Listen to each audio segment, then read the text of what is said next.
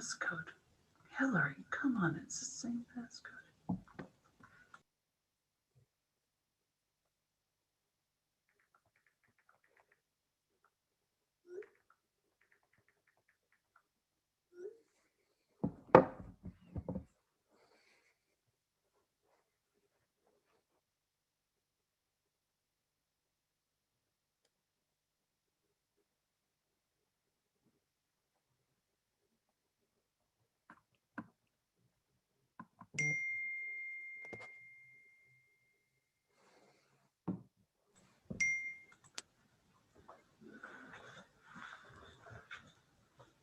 All right, Charles, I believe we have everybody on the line. Excellent. Good morning, everybody. Welcome, Mayor.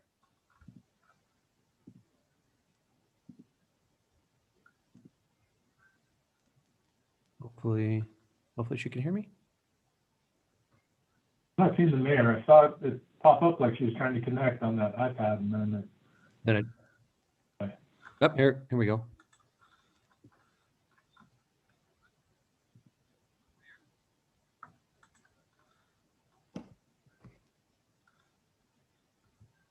Good morning. Sorry, I keep getting bounced off. And I think our next meeting is going to be in person, so we shouldn't have this many glitches. But yesterday I was bounced off all day. So, Anne, I guess just be ready if you lose me. Okay, good morning, everyone. I'd like to call this meeting to order. I would love it if Mr. Sturbins would lead us in the pledge. All right, I pledge allegiance to the flag of The United States of America. to the republic To- for which it stands, one nation, indivisible, with liberty and justice for all. All right, good job. All right, Madam Clerk, at this time, will you please call the roll? I'm happy to call the roll. Councilwoman Bybee. Here. Mr. Chapman. Here. Mr. Farahi. Here. Ms. Keel. Here. Commissioner Lucy. I think we're still waiting for Mr. Lucy. Mr. Murdoch. Here. Mayor Sheeby. Here. Ms. Silver. Here. Mr. Sturbins. Here. We have a quorum at this time. Okay, fantastic. Madam Clerk, do we have any public comment? We do not have any public comment via email or voicemail as of 4 p.m. last night. Okay, sounds good. We had a couple of hours the other night at City Council, so we're doing really well here. Okay, Madam Clerk, or actually I'd like to ask the board, can I get approval of the agenda for May 27th? Motion to approve the agenda. All right, I have a motion from Mr. Sturbins. I have a second from, who was it? Second. Counsel. Okay, all those in favor say aye. Aye. Aye. All those opposed? Motion carries unanimously. All right, may I get approval of the minutes for April 27? I move to approve the minutes of the April 27th Special Board of Directors meeting. Okay, Second that. I have a motion and a second. All those in favor say aye. Aye. All those opposed? Motion carries unanimously. Great job. And I don't think we've met, have we met, Charles, since the board retreat? We've had subcommittee meetings, but I don't think we've had a regular meeting since then. Okay, so I just want to say thank you to the airport and to all of our staff and everyone that came. We had a pretty good time, Charles, don't you think? And our staff for showing up, you guys, that was great. I've had so many fantastic comments and emails and phone calls from the airlines. It was really, really great. So, and for those of you that missed it, I'm sorry, maybe we can do it again, maybe next year or something, but it was really good. We had a really good time. So I want to say thank you to everyone. It was impressive. Okay, so with that being said, moving on, we are going to go, I think, to my good friend, Mr. Wadhams. You're actually surviving and you're in the last few days and it's coming to a close. So you made it. What a challenging session. Good, but good job. I heard great things about you. Well, I appreciate that, Madam Mayor, and RSCVA members. It's always a pleasure to get a chance to talk to you guys. So, 4 days, 14 hours, 55 minutes, and 2 seconds remaining. But no one's counting. Not that I count at all. It has been a very interesting, I'll go with interesting session, just because of the trying to do particularly the first, I think 2/3 of the session all virtual with only Teams meetings. It creates a very interesting dynamic. So the session just has been one of fits and starts and sort of different methodologies. And so the building is now much more open. We're having regular committees again, just in time to finish up. So yesterday, just for everybody's knowledge, was another big deadline day in the legislative process. All of the budget items need to come out by yesterday. Then we have about 2 days of what, functionally marinating on the budget items, and then they will pass out the budget items. Just also, again, process-wise, we are probably, at this point, I would say, we will see at least 2 special sessions over the course of this year, probably one in the rough late June, July timeframe on budget items, again, because of the COVID relief, the rescue plan items. The state has got about a little over almost $3 billion. So we're going to, some of that goes to local government, some of that to the state. And so they're going to look at that budget item and really start to move money around. And that'll happen in a June, July timeframe. And then we will have one for redistricting, because redistricting, also because of the pandemic, the census data is very slow to come out. So that's looking like that'll happen October timeframe. So more fun to come, but a couple of bills I think that are to highlight. I will say, I think because of the pandemic and because of the virtual nature of the world, we haven't seen the normal sort of cadre of bills that would be in the public record, open meeting law space. There's been a couple, but really very minor changes there that are, I think, going to be relatively easy to operationalize, some clarifications as to subcommittees and such. But again, you guys have great counsel and always do the open meeting law so well, so no real issues there. A couple that I want to highlight. Senate Bill 386 is really one of the big ones that is out there. What this bill is it's the right to return bill. It's about any employees that have been laid off in particular hospitality sectors. The bill was sponsored by Senate Majority Leader Nicole Cannizzaro from Southern Nevada.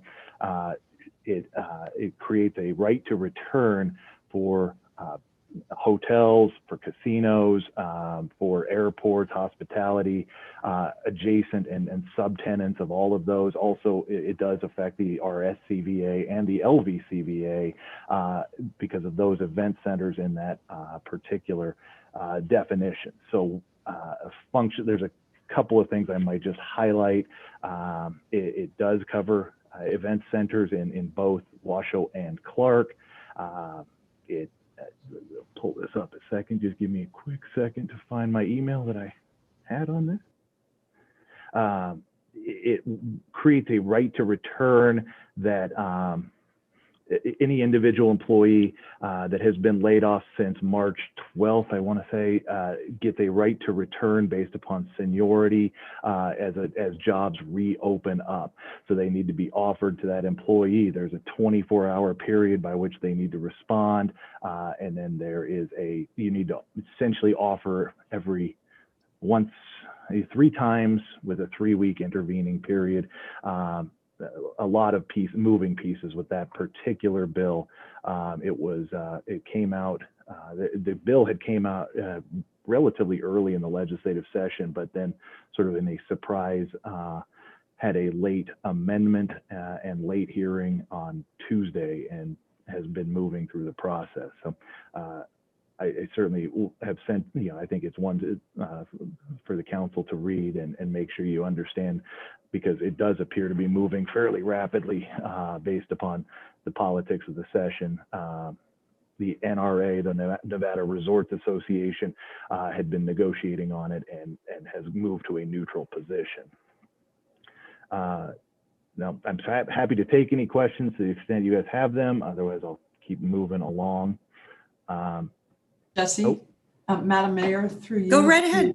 Through you to Jesse. Jesse, we did have a chance yesterday to speak to Speaker Frierson, and hopefully there might be an amendment that restricts this right to return to employers of 50 and under. I don't know if you've heard anything about that yet, but I had a long conversation about that yesterday. Yeah, Ms. Silver, you're absolutely right. I know the chambers and others have been looking at essentially call it a small business exemption for that. I understand Speaker Frierson to have some receptivity to that. I also do understand that there has been some pushback from some of the proponents on that. So where that stands at this moment, I guess we'll have to keep watching the process. So Okay, thanks. but yes, absolutely, that has been submitted, I know, and has been discussed. Assembly Bill 363, actually, this had applied, this would have, Airbnb, VRBOs would have moved into the transient lodging tax, and it would have kind of allowed a little more local government control of the spacing of these things. Actually, the bill has now been amended and now only applies to Clark County. So this originally had been something we were sort of much more involved in, but now has sort of become a Southern Nevada issue. So that one is moving through the process and should be completed shortly. The other one that I think is sort of been a more significant note is an interesting one that kind of bogged down in the process, but has moved through Assembly Bill 435. That was about, there was a provision in the 2015 commerce tax that exempted trade shows from the commerce tax, and obviously a big issue, particularly for the large trade shows in Southern Nevada. And there was an interpretation by the Department of Taxation to apply the commerce tax to trade show vendors. AB 435 sort of clarified that exemption, and that did the hearings were sort of long and muddled, but they finally got through, and is now on the governor's desk. So those are sort of the main bills that are still kind of swirling, that are out there. There are going to be a number of big ticket items that are sort of going to be part of the end game solution of which is always part of any session. So happy to answer any questions that the folks have. All right. Do any board members have any questions for Jesse? Good stuff. I know this is the time whenever it moves really quickly. Just touch a little bit on the redistricting, Jesse. Sure. Well, redistricting has to happen every 10 years. It's a constitutional mandate. And so the legislative, getting tired now. The legislature must actually go and redistrict all of those seats that it has. And what it will do is, once it has that census data, then it will go through what is one of the most politically fraught acts it does, which is, okay, where do we put the seats and where do we district, setting up, the right number of Republicans, the right number of Democrats, the right number of independents, and you sort of draw those lines. And so as with anything, it is one of the more fascinating sort of political processes, because the trades and all of that. So what will be fascinating to me, just as an observer of this process, right, is that it will actually happen in an independent session. So there won't be the political horse trading that would normally accompany one of these things. Oh, vote for my bill, and the line will move over here and pick up some other folks. So that process will start probably in October. I want to say that the data from the Census Department comes out, or Census Bureau comes out in late September, and then they will immediately have to go in as the constitutional mandate to redistrict those seats. Potentially, I don't know, there's not a lot of discussion, but they could potentially expand the legislative session or legislature. They can go to the constitutional maximum of, I think, 75, but we'll see if they do that. But that we will see new legislative seats, new processes, new senators, and all of that. So Yeah, that's super interesting just because it doesn't happen often. And so it's a little foreign, but it's really, really fascinating. So It's thank one of the you. most important things they do. Yeah. Yeah, interesting. Okay, And anyone have any Madam questions? Chair- Madam Chair. Go right ahead. I just wanted to add to that because it affects us on the local level also. When they do the redistricting, they do it right down to city council. And obviously mayor, not, is the whole city, but all of our council seats. And I know for Reno, you guys have to draw that 7th. You're really seeing big changes because the ward only voting now moves you into having a 7th council seat. So all of your council lines will be, I'm anticipating, are being withdrawn. In Sparks, we will just see where our growth is throughout the city, and the lines will adjust accordingly because we have to be within population of each district, not people registered to vote, but actual residents in each of our wards. But the Reno redistricting is going to be pretty big. Yeah, you're exactly right, Councilwoman. Because you could have a representative that you absolutely love in your ward, great relationships, and then all of a sudden you have a completely different representative. So, and that might not necessarily, reflect sort of that area at the time because it's such a change and it's quick and all that. But it's going to be fascinating. We shall see, because Devin Reese will no longer be the at-large member. So it's unfortunate, but this is what we're looking at, so it'll be good. Okay, here we go. And so I don't think there's any more questions of you, Jesse. So you're unscathed, my friend. Much appreciated. Thank you, guys. All right. Well, I hope you get some rest. I know this is the time where you guys don't sleep and you live on a lot of what is that, Red Bull? Red Bull and caffeine at this moment. Yep. All right. Good job. Thank you so much. Okay, there's no action on this item. It was just a presentation. So now we're going to head over to our legal counsel, Mr. Ben Kennedy. Do you have any legal updates for the board today? Thank you, Madam Chair. I just quickly wanted to inform the board that the RSCVA has been named as a defendant in lawsuit captioned Corio v. Wild Sheep Foundation. It's a personal injury lawsuit that came out of an event at an RSCVA facility. It's been tendered to insurance. They've accepted it. Insurance is defending it. So I'll keep the board updated as as we hit any milestones or any significant issues. But as of right now, it's being handled by insurance. And if anybody wants any more detail or to discuss, please reach out to me. I'm happy to do so. Okay. Any questions for Mr. Kennedy? Seeing that there are none, we are going to move on, and we don't have to take any action on that either. So thanks so much, Ben. Okay, we're going to head on over to Reno Sparks Convention and Visitors Authority CEO update, and that's going to head right over to Mr. Harris. Go ahead, take it away. Thank you, Mayor. Let's see if I can get the, hopefully everybody can see this, and this will play out. So I'm going to go through an update. A lot of the items that you're going to see on here, the board has seen with the CEO updates, but it's great to go through, and a couple new things for me to cover here this morning. The re-campaign that we talked about and we certainly showcased up at Lake Tahoe has been launched. We have different versions of this digital campaign in market in specific segments online, and we're moving ahead with that for the spring and into the summer. What I'd also like to say is we're working with BVK to do some summer shoots. So Christina and our marketing team is already coordinating and planning several days. And as noted by board members, we are certainly going to be widening our target reach of not just people on stand-up paddle boards, as was pointed out, but we'll certainly have some other segments that are going to be represented. So this is active, and certainly we're expanding beyond travel and tenders to draw people into this market. Second thing I want to talk about is our customer advisory board. And this has been an ongoing project that our sales team and Mike Larraguetta, who's heading this up, has done a tremendous job. I'm going to go into some stats as we move forward. We sent out 27 invites to top tier meeting planners, decision makers, and corporate folks from our sales team. And of those 27 invites, 25 were accepted, better than 90%, which is phenomenal.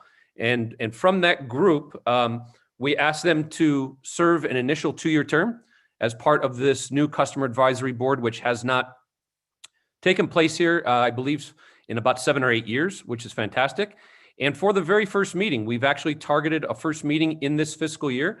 14 members have already confirmed, and I think we still have a couple folks who might still join us. And that's actually a great group because we don't want it too big where people won't comment, and we don't want it too small where it's not a critical mass. So this is a great initial meeting, and we're scheduling this for June 28th through the 30th. So they're going to be coming in market, and it's phenomenal feedback that we can receive from people who decide where to put meetings and conventions.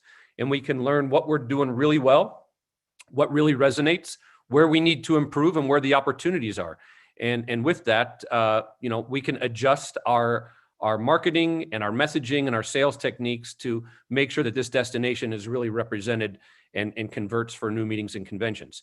As I said, it's going to be in person, and our goal is to have 1 or 2 of these meetings each year. And so this is going to come under the current fiscal budget, which we had some room for.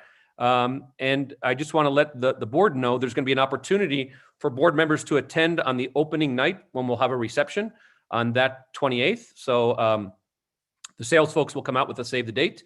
And then what we do is we will actually go through about a day and a half to 2 days of programming, and we will record the sessions. We will get their honest feedback, and we'll come back and report what that looks like. But it's certainly needed and will help us and guide us when it comes to the meeting and convention side of our business.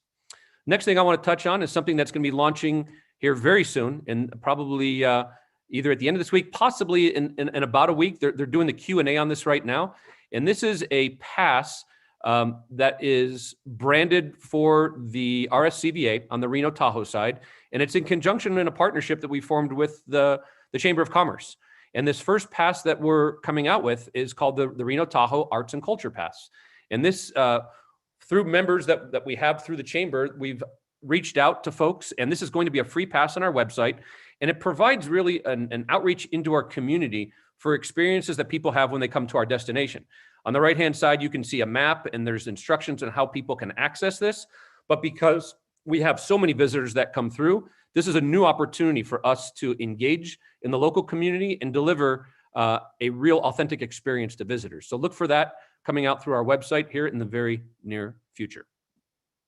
Also, we had a great official grand opening.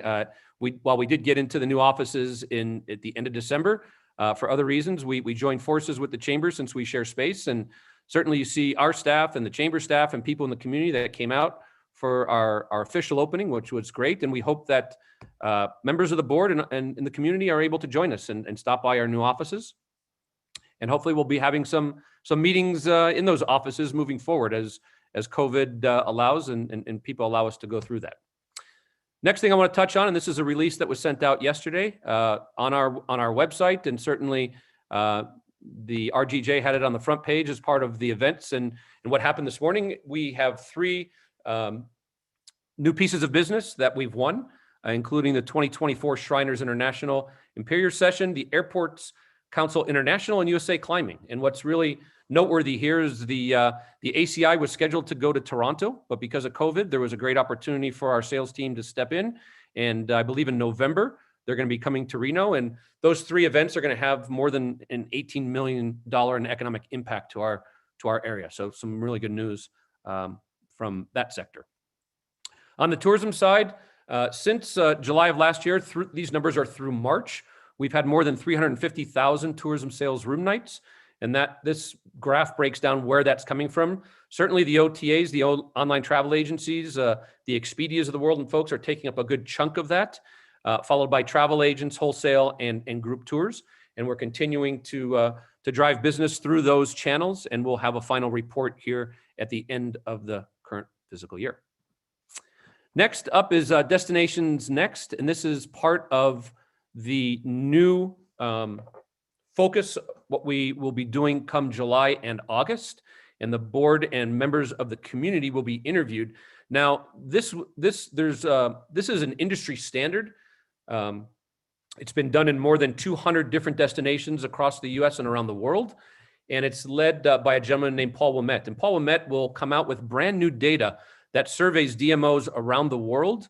He will debut that data at the Destinations International Conference in July in Baltimore, which I'll be attending. And I'm happy to learn this morning that the mayor will be joining me on that, which is fantastic. So she and I will be attending that conference. We will see all the new data and trends that are coming out from the industry. And this will be part of what we do in our new fiscal year and moving forward. And it's really an opportunity to look at what are our strengths and areas of improvement and where we rank with other DMOs around the country and around the world. And so the quadrant that you see on the left, looks much like a SWOT analysis, but it's not. And it just really talks about where you sit compared to other areas, whether it's strong community alignment or a community alignment that needs improvement, whether it's an established destination or it's a developing destination. And there's really no right or wrong, but it helps us understand where Reno Tahoe sits in that scale and also what the trends are in the industry. And certainly we'll come back and you'll see that as part of our initiative in the new fiscal year and what that looks like for the destination. So if we look at kind of the roadmap of where we're headed, and this certainly has been in my goals, phase one, we're going to do that destination next assessment and interviews, which will hopefully take place in July or August. There'll be some strategic planning sessions come September, and then we're going to finalize a strategic plan, in conjunction with Erica, who's worked on that in the past, but Destination Next and Paul Wilmette will help drive us there by the end of October. And we've talked about this in subcommittee and other places, but certainly the coming year will be focused on coming out of the pandemic and how we get back to where we are, and then ultimately leading to a 3-year strategic plan during this new fiscal year. Also, some summer travel trends. AAA just talked about this weekend. There's going to be more than 37 million people hitting the roads of 50 miles or more. And certainly our marketing activities have been targeting those folks. On the right-hand side, you see the current TSA checkpoint and the daily people that are coming through TSA. And it's really hitting some high numbers here. This data is through May 25th, so is going through this week. But you're talking about 1.8 million folks coming through on May 23rd, 1.2 on the 21st. So we're getting there. We've reached actually upwards of 90% of where we were pre-pandemic. But this quote from Roger Dow I thought was great, which he just issued this week. Almost 3 times as many Americans to travel this summer than in 2020. And more than half of those will be taking their very first trip since the pandemic. It's terrific that Americans can safely travel again, thanks to the remarkable scientific developments that is now there to protect the public, coupled with practices of America's travel industry to ensure the health and safety of travelers. And certainly, we're going to make sure that health and safety is continuing in our messaging, but we're seeing an uptick. We're not back to 19 levels, but really good news on what's happening in the industry. With that, Madam Mayor, this will conclude my update for the CEO update. And if I can stop my share, I will kick it back to you. All right, fantastic. Let's see, can we go back to the original screen? I'm trying, and it's Oh. apparently I'm stuck and I can't get out of the slide. Get out. I'm stuck in Zoom and I can't get out. Okay. Zoom and for whatever reason- Okay, maybe Corey can see everyone, and I would just say jump in with any questions you have for Charles. There we go. Any questions for me? Oh, there we go. Ooh. There we go. Okay, we're back. All right, does anyone have any questions for Charles? No? Okay. And we don't have to, well, I guess it says for possible action. Why don't we just take a motion to accept the report? Actually, if I can jump in there. So the for possible action is the next item, his goals and objectives. Oh, okay, we're gonna This do is- it one. Under one, Ben? Yeah, so we're on E3. That's just an information item. And then next up is E4, which is back to Mr. Harris again. And that's an action item, E4. Got it. Okay. All right, then we're gonna send it right back to you, Charles. Thank you, Mayor. I will go through the update for goals. now, and I'm going to start off with the 2021-22. So forward looking in the new fiscal year, we met with the subcommittee, and that subcommittee of folks that were present was Chair Rick Murdoch, Councilwoman Bybee, Commissioner Bob Lucy, and Ann Silver. So four folks from the board met with me at the RSCVA offices on May 13th. And we went through the new goals for the coming year, which the committee found that a majority of the goals captured the KPIs for the RSCVA. And certainly in this new fiscal year, the emphasis was on numbers and production, where we can take a full year and examine those. For the goals which are in the packets that you have, and I'm not going to go into tremendous detail since the subcommittee did it, and I'm happy to answer any questions. There's 6 different items that have KPIs associated with the goals. The largest being the production of group room nights. That is 30% of the goals, more than 200,000 room nights, and up from 176,000 in the current fiscal year. We've got a ROAS, a return on advertising spend, as the second quantitative number, which is the tourism ad spend, and that's a 70-to-1 return on dollars that we're spending. And then we get into some metrics around marketing. And so web users, we want to have that totaling more than 1.6 million folks that are coming through the web. The social community, and that's all of our social channels of what we're targeting, has a number of more than 260,000 folks. And what we want to do is really build that community up so we can talk to one-on-one. A lot of the times within the social network and other areas, you have to pay to reach people and pay to accumulate. So we want to grow those folks that we can talk to them one-on-one and convert those visitations. The 5th area of quantitative is around budget management, and that's based upon the board approval and staying within a 5% for fiscal year. And then the last is a brand new initiative, and some of our folks are already doing this, but it's really to make sure that the organization is participating in the community, and that is volunteer hours. And it's 1 paid day a year of 8 hours for each employee. And that is volunteering with approved sites for nonprofits in the community. And we came up with 300 hours, and that's based upon 38 employees. That might vary if we go up or down a little bit, but really the target is 1 paid day of 8 hours for each employee to give back to our community. And then the last thing that the board asked me to add in there, and that was community collaboration. And that really wasn't quantitative. That was more of forming strategic partnerships with local, regional, and state community leaders in and around our efforts to make sure that we're delivering for the destination. With that, we also reviewed the current in-year goals since I joined in mid-December. And the board will see an update and the status of each of those items. And those items were really focused on the priorities that the board had when it worked with the search firm, Searchwide. And it talked about further developing the 12 to 24 month recovery plan, which we had a special meeting, which we really talked more than an hour to talk about that progress, reimagining the organization's staff, improving air service, evaluating and executing a future strategy for the facilities, the economic impact and continued growth, and engage community stakeholders. And so you'll see that in your package that each one of those has a detailed of where we are, whether it's in progress, whether those items were completed, or whether they have launched and where we are. With that, I know that I went through on a top level, but Mayor, I'll turn that back over to you and answer any questions from the board. Okay, thank you so much, Charles. Okay, at this time, I'm going to ask board members if they have any questions on this item. Mayor, this is Mark. I have a couple questions. Go right ahead, Mark. So, Charles, just curious on the ad spend compared to the, I forget what the qualification was. How does that compare to pre-pandemic?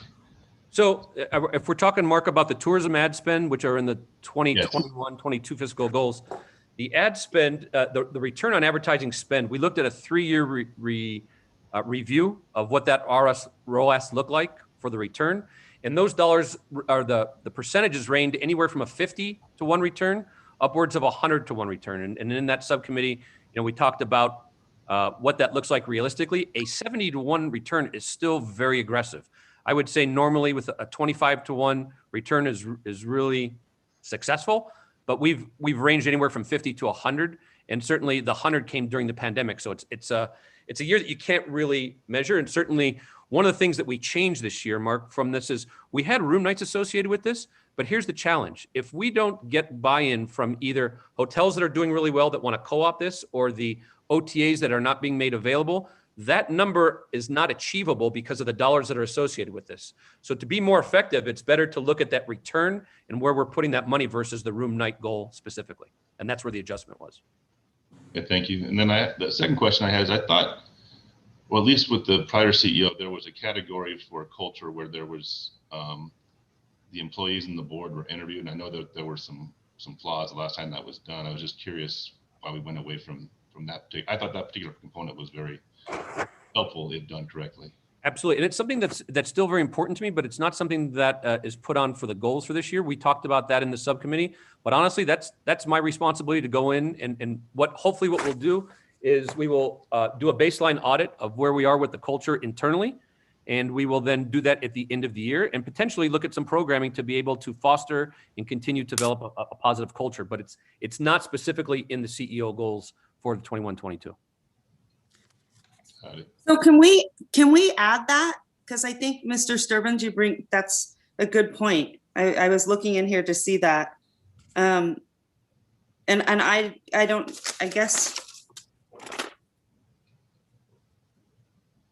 know if that's up to the committee and was that discussed in the committee? Madam Mayor, I'm going to defer to the committee because I actually had it in there originally, and the committee suggested that I take it out. So I'll defer to the committee if anybody wants to speak up to address comments on that. Madam Mayor? All right, Mr. Murdoch, go ahead.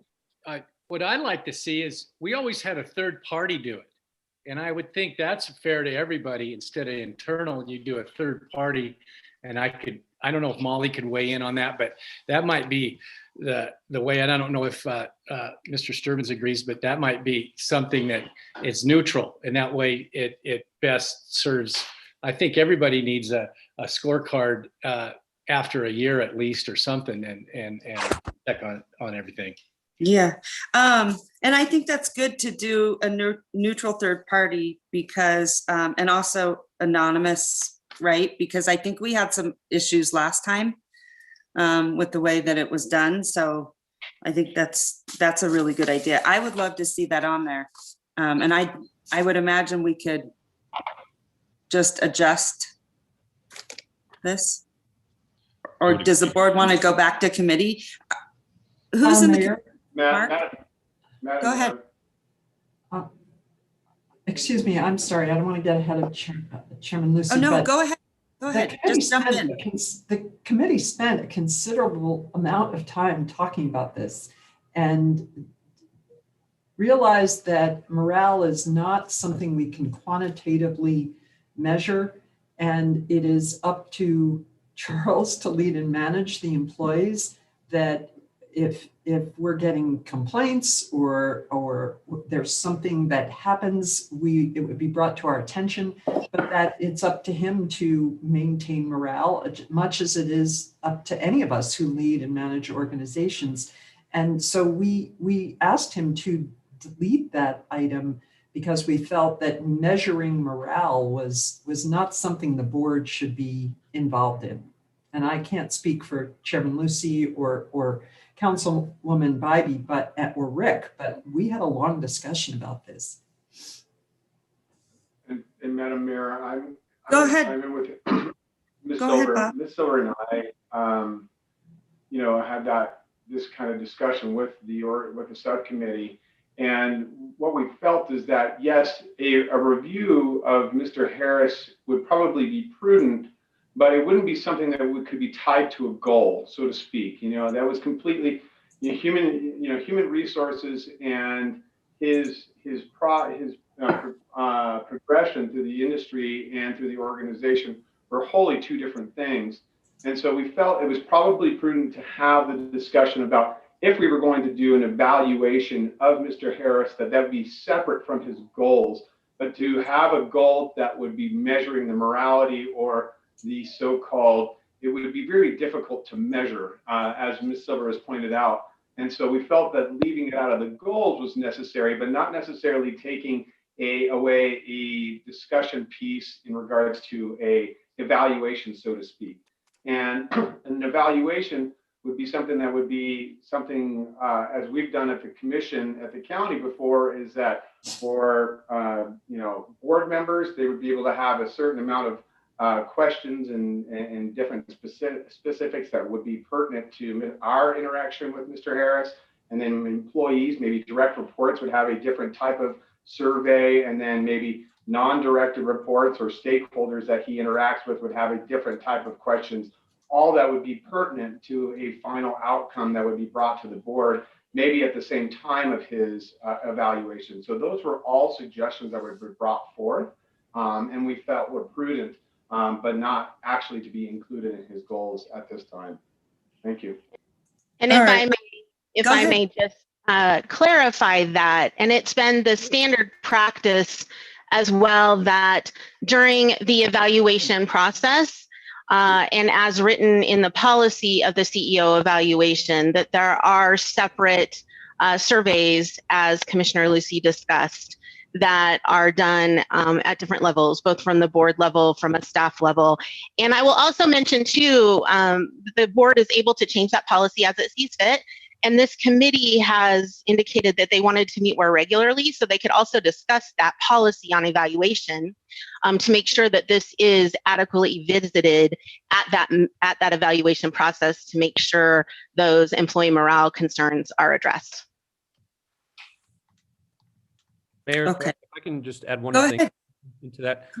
Whether it's in the goals or out of the goals, and the subcommittee suggested that we take it out, there's still going to be employee development as a priority for me. As a matter of fact, just yesterday, I received a proposal from someone about teamwork building and employee development, and that's certainly a priority for me. So whether it's on there or off there, it's still going to happen, and I leave that to the board to be able to evaluate as they need. And to Rick's point, you have to use third party, because I think that's the only way that you get independent results, and that's the only way that you can move forward. So the employees, one, feel comfortable, and two, it's as accurate as possible. So whether it's on there or not, it will be part of my priorities moving forward. Thank you. Okay, go ahead. Shannon Keel here. How is the ad spend and the website user metrics? How is that going to be measured? Is it our third party, or is it us internally? Well, the ad spend is a return on ads, so we get actual reports from the third party. So when we spend with Expedia, for example, they create charts and have reporting, and Art heads that up. So that's not something that we create on our own. It's something that we've been drawing consistently over the years. So it's third party reported. And same thing with the website, I assume. Website is, I believe we're using Google Analytics, and it's third party folks that create that. We don't have the technology and the infrastructure to do that on our own. Okay. And then for the ASM contract review, so the award or the 5% is given just for simply providing a recommendation. Well, is there anything we can do to kind of measure success for this category? I kick that back to the subcommittee who went through that, Shannon. You'll have an ASM report that comes through our budget here in a bit.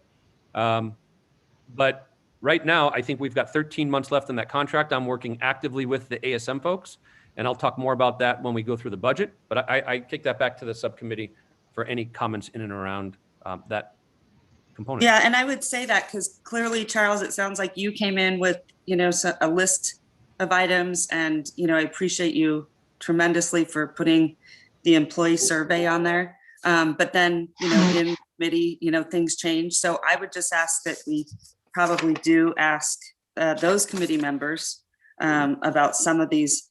And one of them, like this Secure Destinations International Accreditation, and that's 10%. So what does that consist of to get the accreditation? Like what does that entail? So Mayor, there's a very detailed, it is a gold standard for destinations around the country to be able to receive that.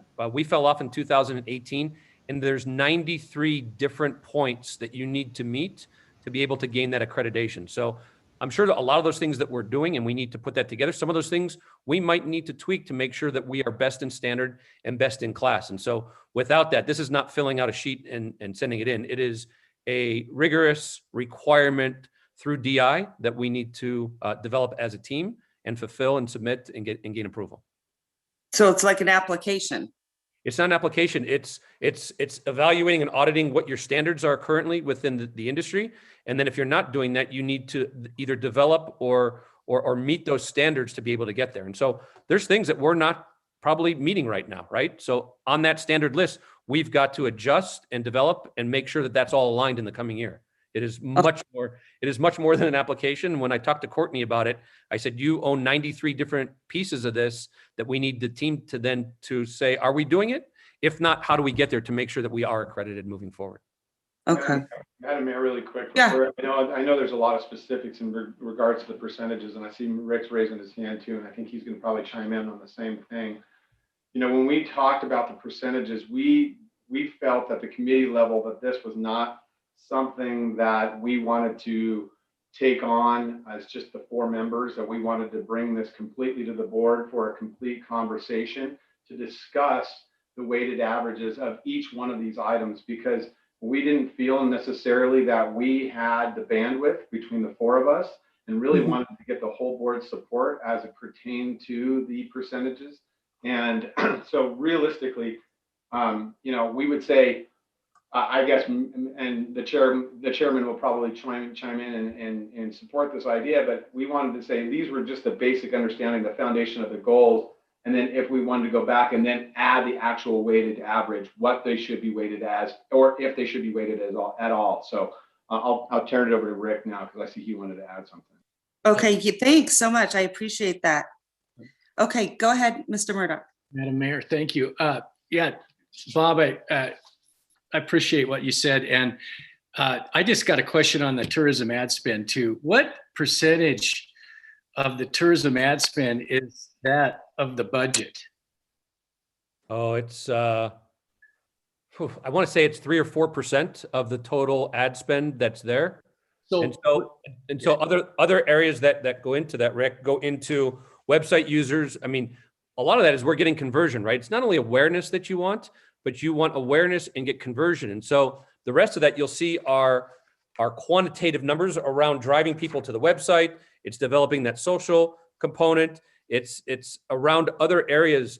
If you look at the overall breakdown, and how I took this on was almost nearly 50% of this is driven around room nights and around that ad spend for conversion. So almost half of that is, hey, where are we putting our dollars that we can absolutely measure? And where are we getting the room nights from? If you talk about ads that we're doing, like for example, right now we're boosting ads for the media buy that we had for $18 million of economic impact. We're not going to get a return on that, but it's important that meeting planners and people know. So part of that budget goes to that segment. Here, we're talking about getting a return on that spend with the OTAs, where we're generating more than 350,000 nights.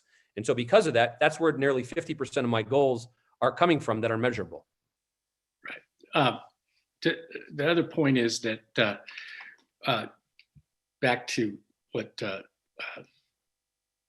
Mr. Lucy said was, I'd like to see us can we revisit these again? Because again, some of them are a little bit, I got to understand them better, but I'd really like to understand, like for instance, 15% of 3% of your budget is the goal. Yeah. I Yeah, really, that seems.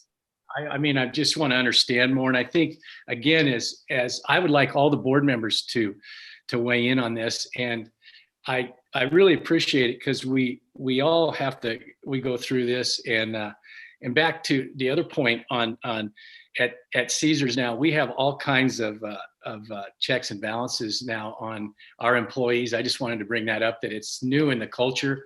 And whether it's a third party or whatever, but it's commonplace now, even in Caesars, more so than it ever was as I came through with the mom and pop, the El Dorado, but everything is driven on employee satisfactions and some type of mechanism to make sure they're happy. And again, if it's a neutral party, it's better for everybody. And not only did they at Caesars, they look at not only the employees themselves, but as their management team above them. I mean, they get to weigh in on all that. So it's kind of a, you know, it's just a way to bring a team together, and I think to make sure we're all on the same same row in the same way. And I think this just sounds like it's all sort of generalized on what Mr. Lucy said, these percentages, because I would say, yeah, I mean, if it's, what did you say, Charles, 4%? I believe it's 3% of the total marketing spend. Yeah, you have, yeah, and so then it's bonused at 15%, so probably, you know, adjusting there, so. Mayor, and I'm happy to relook at that. It's got to be areas that we can measure. And so not all of marketing can be measured. And so to pick that out, I was looking for some very specific quantitative areas, that are required. So I'm happy to take the guidance of the board and adjust where we need to. And also, I think the percentages might be equaling 105. Somebody might need to check the math. I did it a couple times. Maybe You are maybe right. it's a little early for me, but I think it's 105. And I give 105% for everything I do. So yeah. Oh, okay. Is that what it is? All right. And then let me just ask about this complete destinations next industry study and evaluation. Is that a study and evaluation that we do, or how does that work? What does that mean? Yeah, the Destination Next, Mayor, they will come into market and they're going to do about 30 interviews with key stakeholders. So we'll put together a list internally of board members, community stakeholders, and staff. And from that, they will gain research, use our data, and then come back with results and direction as it compares to that national study that is being completed right now. So, but what do they do? Like they do an interview and they'll go through an interview. Yeah, they go through an interview process. They will go and pour over the data, and they will come back with results based upon a combination of several things, including those two, to present back and really present it back to the board. That will help lead us to a new marketing plan that we will then have hopefully by the end of this year. So it's a marketing study. And do we pay for that? It's actually a total destination. It's part marketing, but it's a destination study, right? What are we doing in the community? What are we doing to drive business? How do we match up with the trends that are happening in the industry? And yes, we do pay for that. And we get results and we can compare it to what the rest of the industry is doing. Okay. How much do we pay? When I see studies on agendas, they're just very commonplace at the city. Yeah. And when we see them, they usually add up to a lot of money and they sit on a shelf, quite frankly. So I'm just sort of curious when we do studies, because then the board might say, oh no, we go in different directions or whatever. I mean, we see it all the time at the city level. And so how much is this study? The Destination Next process that leads into the strategic plan combined, I believe, is $38,500. Okay. And that is a several month process. And I'm happy to forward to the board the proposal if you'd like to look at it. Yeah. It's within the purview of my budget. And so I've budgeted for that. And again, it's the reason why I'm planning on doing this is it's best in class industry standards of what the DMOs are in the country. I just don't know if that should be on a bonus. Shouldn't that just be something that we're going to do generally? Again, I think it's important, and I also think it's important that we exceed those expectations. That leads into that strategic plan as well. So it's not just, hey, we're doing a study and you get bonus for it, but that leads into what does that business plan look like for the next 3 years? And so I think that's important to have that weighted for as part of the goals. Yeah. Well, and I'm sorry I'm asking you these questions because I really should probably ask the subcommittee. So Charles, just sort of just, you brush that off. Go ahead, Mr. Murdoch. I might suggest that we get this, the subcommittee goes back and reviews this. And I think, Charles, you have done one thing. I appreciate some of the things you put in there that I didn't think about or we didn't think about collectively on measurements. And I'd just like to discuss that. I don't think this is a big deal. I think it's great that we at least got this, but let's just refine it and understand it.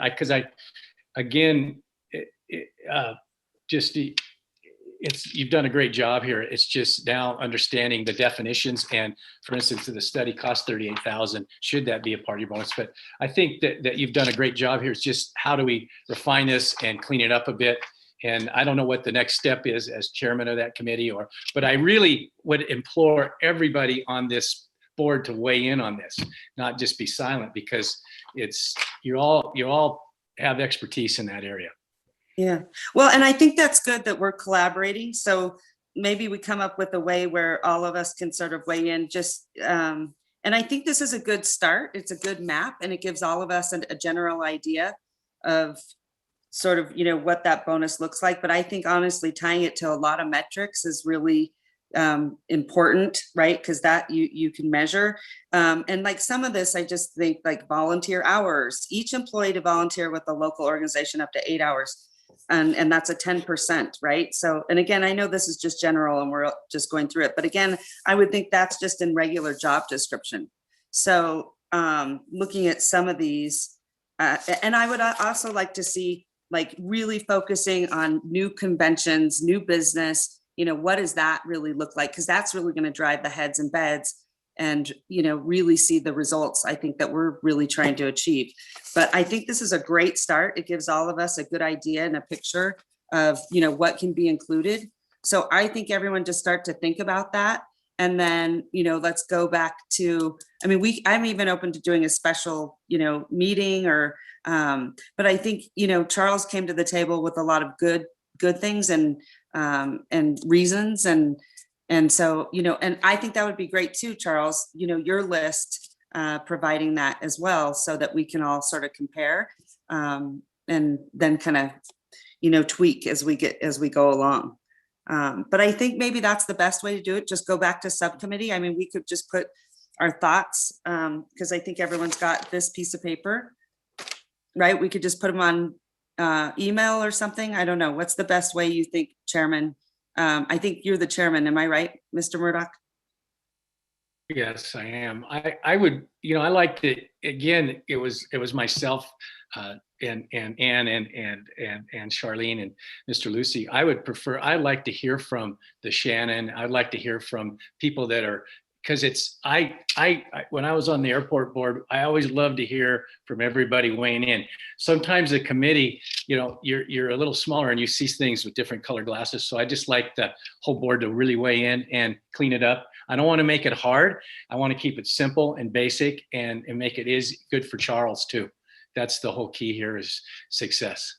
Yeah, and I think that's important, setting you up for success.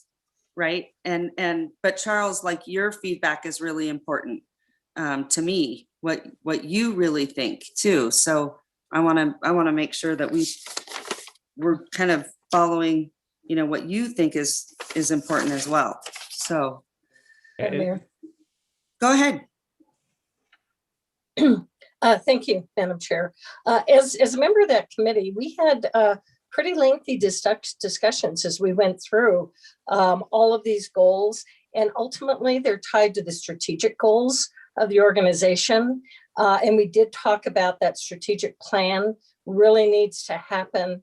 Not this year's, we're still in a recovery mode, but moving forward with the strategic plan, which actually next Project Next will be helping us with the strategic planning. I think we all looked at, you've got to have measurable goals. So how do you, what can you measure? There's things you can't measure and there's things you can, and this kind of dialed into what specific things can actually be measured to help us not only, with bonuses and with, gauging what Charles is performing and what the team is or not, but also how it's benefiting the community and the RSCVA. The weighted, the weights on each of the goals, we kind of talked a little bit about, those percentages. We weren't, at least I wasn't married to them. I didn't necessarily think each one, whether it was a 5% or 10%, but as we look at them, obviously the highest weight was on the group room nights, which I think all of us agree on, whether that's 30% or 25 or 35. I didn't really care what the number was, but I think in looking at how things prioritized, the weights kind of reflect that. The numbers for me, I'm flexible on, but I think, I agree with Mr. Murdoch, input from the rest of the committee is important. So we have buy-in from the whole committee and all of your input, which comes from different perspectives. But I think we did talk at length and I felt pretty comfortable about what we're presenting here today. And I think input from the rest of the committee would be valuable. All right, thank you. Perfect. Awesome. Go ahead. If I could just make a comment as a segue to Councilwoman Bybee.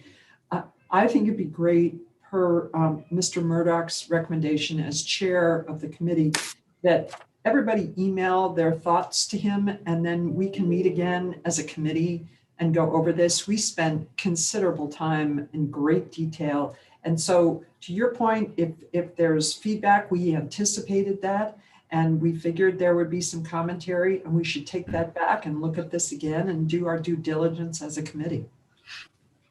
Yeah, I think it's all right with the chair. I think it's actually really good.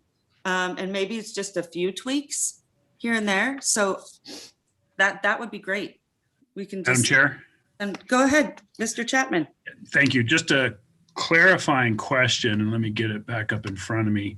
On the web users and the social followers or the social community, are those numbers that are listed, the total 1.6 million and 260,000, are those representative of that 70% of pre-pandemic level?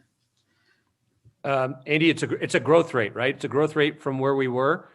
So it's not 70% of where we were before. It is growing both of those numbers by segment. So I could put this into talking about, but what is that growth number? I think we need to identify that so we know what the target is. Yeah. And I'm sure the committee had some conversation. So I would just look for some clarification there. And then just real quick on the return on tourism ad spend. I know we had a little discussion on that. One way to look at that as well, which would pull in a much larger component of the ad budget, is incremental ad influence trips. And Charles, I know you're aware of that type of qualification. There are companies out there such as Smarties and others that will help us define that number, but that is a way to look at incremental travel based on somebody who saw one of the ads, whether that's a consumer group, meetings, or tourism. So that might be a different way of getting to that number as well, which would be a much higher budget value than just your 3% that you're looking at on the tourism ad spend. So just a couple comments there, and I'm happy to forward those to the chair of this committee. Thank you. Okay, any other questions? No? Okay. So I guess, Mr. Kennedy, do you want us to take a motion on this since we're going to bring it back? I think that'd probably be cleanest if the board just took action to refer this back to the committee, then to then be brought back at the July meeting, the regular July board meeting. Okay, perfect. All right, so let's take a motion. Give me a motion to bring it back.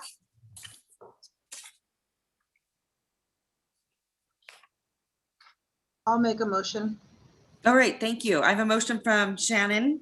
I'll Ms. Keel. second that motion. And I have a second from Chairman Lucy. All right, all those in favor say aye. Aye. All those opposed, motion carries unanimously. Okay, perfect. Moving on. Madam Clerk, Ms. Corey. Yes, we are on to item F, Marketing Division, and item F1 is the 21-22 Special Events Partnership Funding Recommendation Award Allocations. Okay, perfect. So we're going to now hand it over to Tasha. Where are you, Tasha? There you are. Hi, so nice to see you. It's been so long. I know, it feels like it's been so long. It has. Wait till we all can be in person and collaborate that way. It's very difficult to navigate. But anyway, Tasha, the floor is yours. You get to take it away. Thank you. Good morning, everyone. Tasha Holloway, Events and Digital Marketing Manager for the RSCVA. I thought it would be helpful to start with an overview of the funding program for those who aren't as familiar with it. The goals of the current program include assisting our events in their promotional and operational efforts, especially as it pertains to driving room nights, of course, helping our smaller events reach their full potential, and alternatively helping our larger events implement new objectives to stay relevant. The panel, which consists of RSCVA managers and executive staff, adheres to a set of criteria when making the funding recommendations. You can see this full list of criteria in your board report, but I wanted to highlight just a few of these for today's discussion purposes. One, of course, is room nights. What room nights are they bringing to the area from both attendees and participants? Secondly, are they already getting any additional support from the RSCVA in the form of facility discounts or something of that nature? Or are we already helping them out with something? The uniqueness and positive perception of our destination. So maybe they're not big room night drivers, but they have a really positive perception to add to our destination. That's always really important as well. And then finally, one of the most important things, of course, is the use of funding dollars as it aligns with our goals. Why are they asking for the funding? How do they intend on using it? So in regards to this year's program, the panel worked with a proposed $500,000 budget for the 21-22 fiscal year. So we are doing a cycle from July of 21 through June of 22. So that's where these events will fall. And the total ask from the funding applicants was $773,765 this year. We had 31 total applicants. Of those, 7 of them were new applicants to the funding program, so they hadn't applied previously. And of those 7, 2 were actually brand new events to the destination, which was really exciting to see. So $433,500 is allocated to funding this year's applicants, with 13% of that budget suggested to go towards new event opportunities. And you guys can see a full breakdown of all the individual allocation suggestions in your board report. I just wanted to highlight those main points today. So at this point, staff recommends approval of the RSCVA's proposed funding allocation recommendations for the 21-22 special event season. And of course, we're happy to answer any questions you have. All right, thank you so much. Okay, any board members have any questions for Tasha? This is Shannon Keel. I have a question. The air races is about 25% of the budget, it looks like. Is that correct? Yes, they are the largest recipient, and they have been for many years. And Shannon, I know you asked this question last year, and it's always great. And I appreciate you asking. I did? I don't even remember. How would I remember? I don't forget. No, I did want to address that though today because it is typical. And as you guys know, what the majority of that money goes towards is their broadcast. So in the past, they were with NBC Sports. They're moving to Fox Sports. When they're applying for funding, they're very clear on their initiatives and how important our support is in order for them to implement them. So when we're looking at this broadcast, you know, we're looking at potentially, on average, they have about a 4 million viewership reach nationally. And so they include us. We have commercials, we have logo inclusions. So we're very heavily promoted through this broadcast. We felt it was important to support that.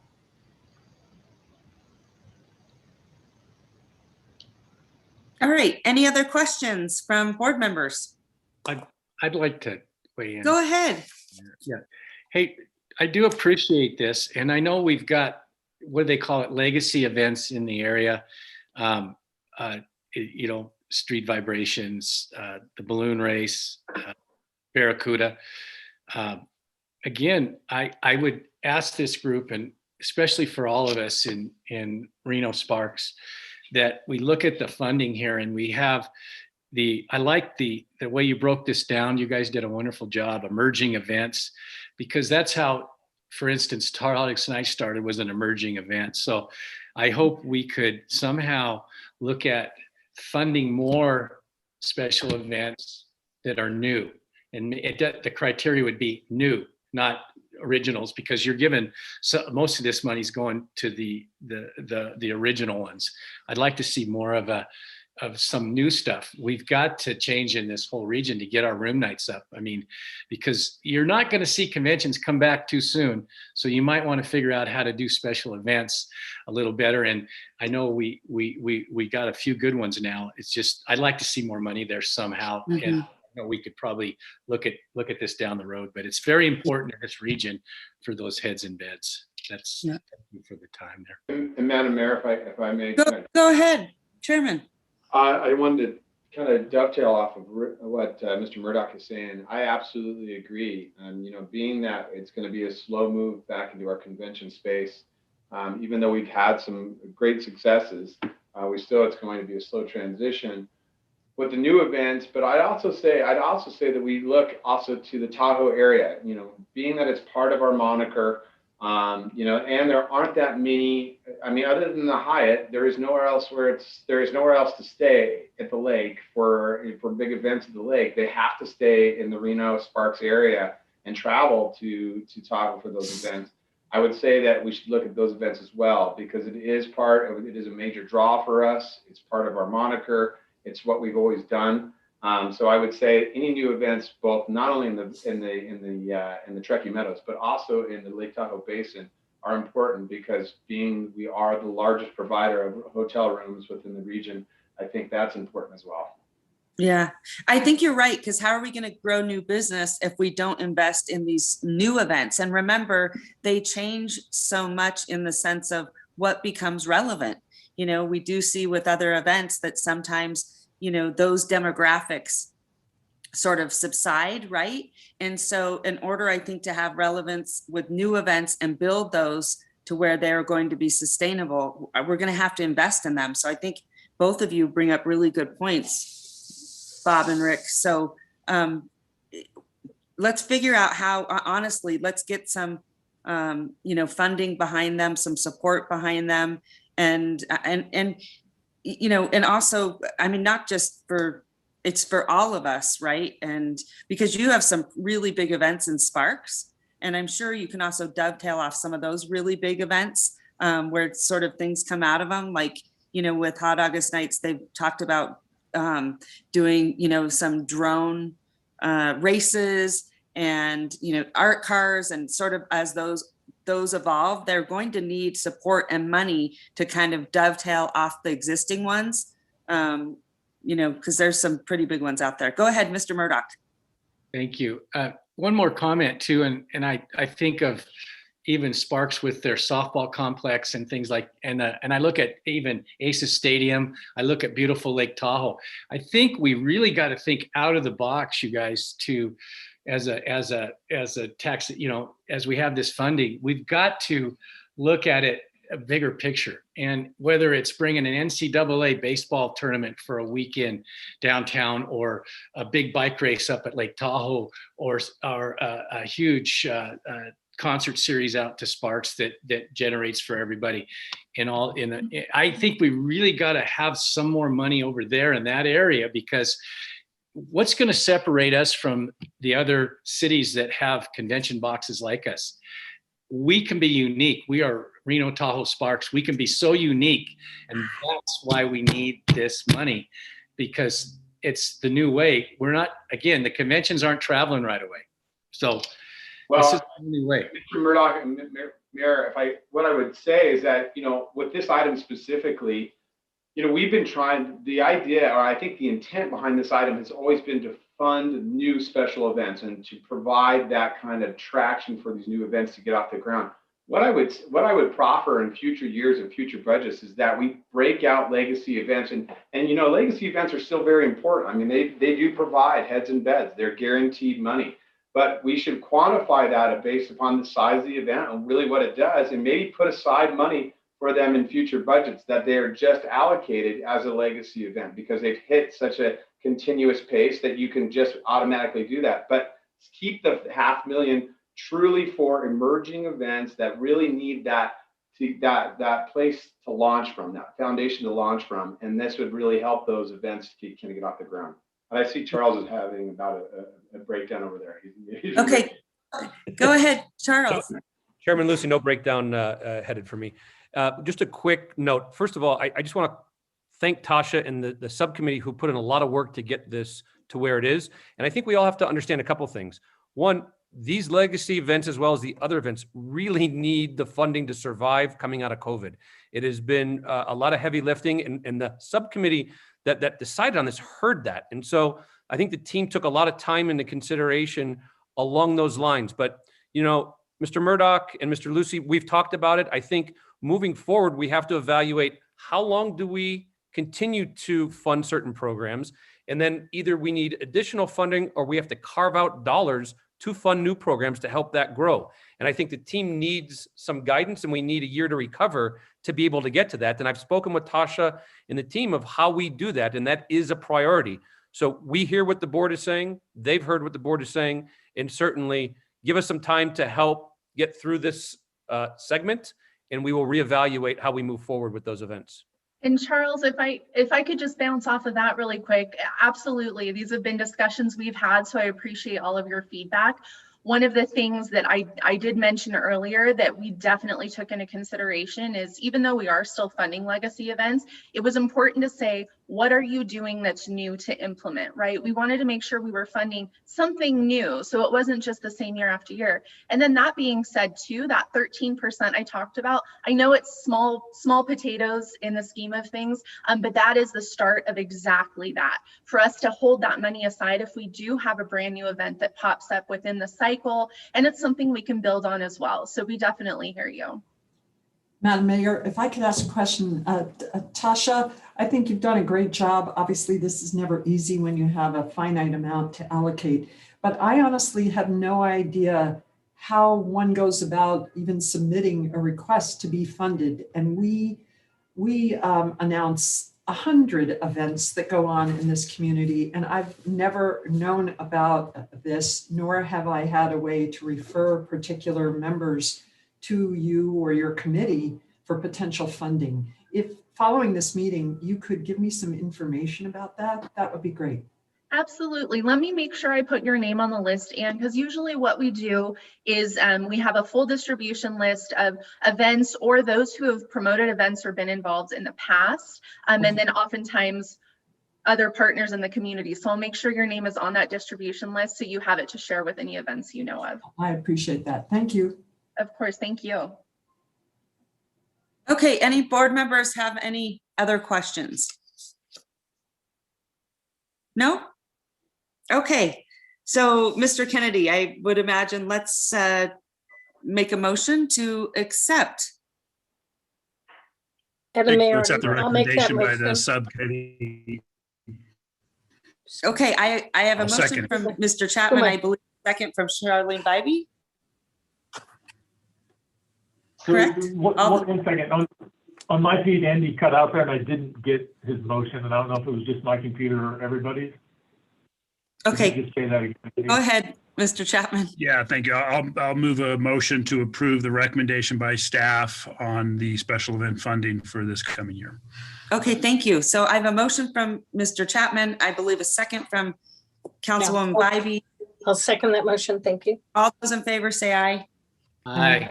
All opposed, motion carries unanimously. Okay, moving right along. Here we go. We're going to head over to Christina Ernie to discuss possible action for a new contract for website planning, marketing, and website maintenance with Noble Studios. Where are you, Christina? There you are. Thank you Ever so much. so wonderful. Christina, take it away. Thank you, everyone. I just wanted to talk about how Noble Studios has been a valuable partner in developing and maintaining RSCVA's websites for the past 5 years. They were awarded the website development and ongoing maintenance contract through the RSCVA's RFQ process. Ongoing services include proactive monitoring and optimizing top keywords, leveraging the Bright Edge platform, ongoing Google Analytics, configuration updates, monitoring search engine optimization results, and content optimizations. They are focused on the primary goal of increasing room night occupancy in the region, as well as increasing destination awareness in new markets. And Noble Studios works to create more engagement and conversion on RenoTahoe.com while focusing efforts around getting users to the site through SEO and content optimization. Noble Studios also works closely with BVK, our integrated marketing agency and media buying agency, to ensure alignment of user flow and strategy, as well as providing the results. So to keep the continuity of website maintenance for Visit RenoTahoe.com and RSCVA.com, In addition to search engine optimizations, staff recommends that the board authorizes the president and CEO to renew an annual contract with Noble Studios for website services for fiscal year 21-22 in an amount not to exceed $117,896. Okay, great. Thank you so much. Good job. Okay, any questions for Christina on this item? No? All right, give me a motion. I'll make a motion to approve. Okay, thank you, Mark. Okay, I have a motion from Mr. Sturbins, and then I I'll think a second. second from Ann Silver. All those in favor say aye. Aye. All those, motion carries unanimously. Okay, heading on over to finance. Let's see. This is a public hearing. We will now open the public hearing. Madam Clerk, was proper notice given? Any correspondence received? Proper notice was given and there was no notice received. Okay, fantastic. So we are going to head over to the incredibly brilliant Miss Yeager. Courtney, take it away. Thank you. Good morning. For the record, Courtney Jaeger, Vice President of Finance. So as you're aware, ASM Global prepares the facility budgets as part of their contract to operate the facilities. So we are going to start off this agenda item with ASM's presentation of the facility budgets. On the Zoom call today, we have from ASM, Interim General Manager Dante Nicastro, here to present the facility budgets. After Dante has completed his presentation, we'll open it up for questions from the board. After those questions have concluded, I will go on to present the remainder of the RSCVA budget. And just a reminder, there are copies of the facility budgets in your board packet. So I will go ahead and turn this over to Dante and get his presentation on the screen. All right, fantastic. Thank you. Thank you, Courtney. Good morning, all. Good morning, Madam Mayor and esteemed board. We appreciate your time this morning, and we're excited to present the proposed budget for the 2021-22 fiscal year for ASM, the 4 properties that we oversee. I'm Dante Nicastro, as Courtney said, Interim General Manager for ASM here in Reno. We'll go over the presentation. First, it'll be the consolidated 4 buildings together. And then after that, overview of each individual building. When developing this budget, we developed it using the 18-19 fiscal year as our jumping off point.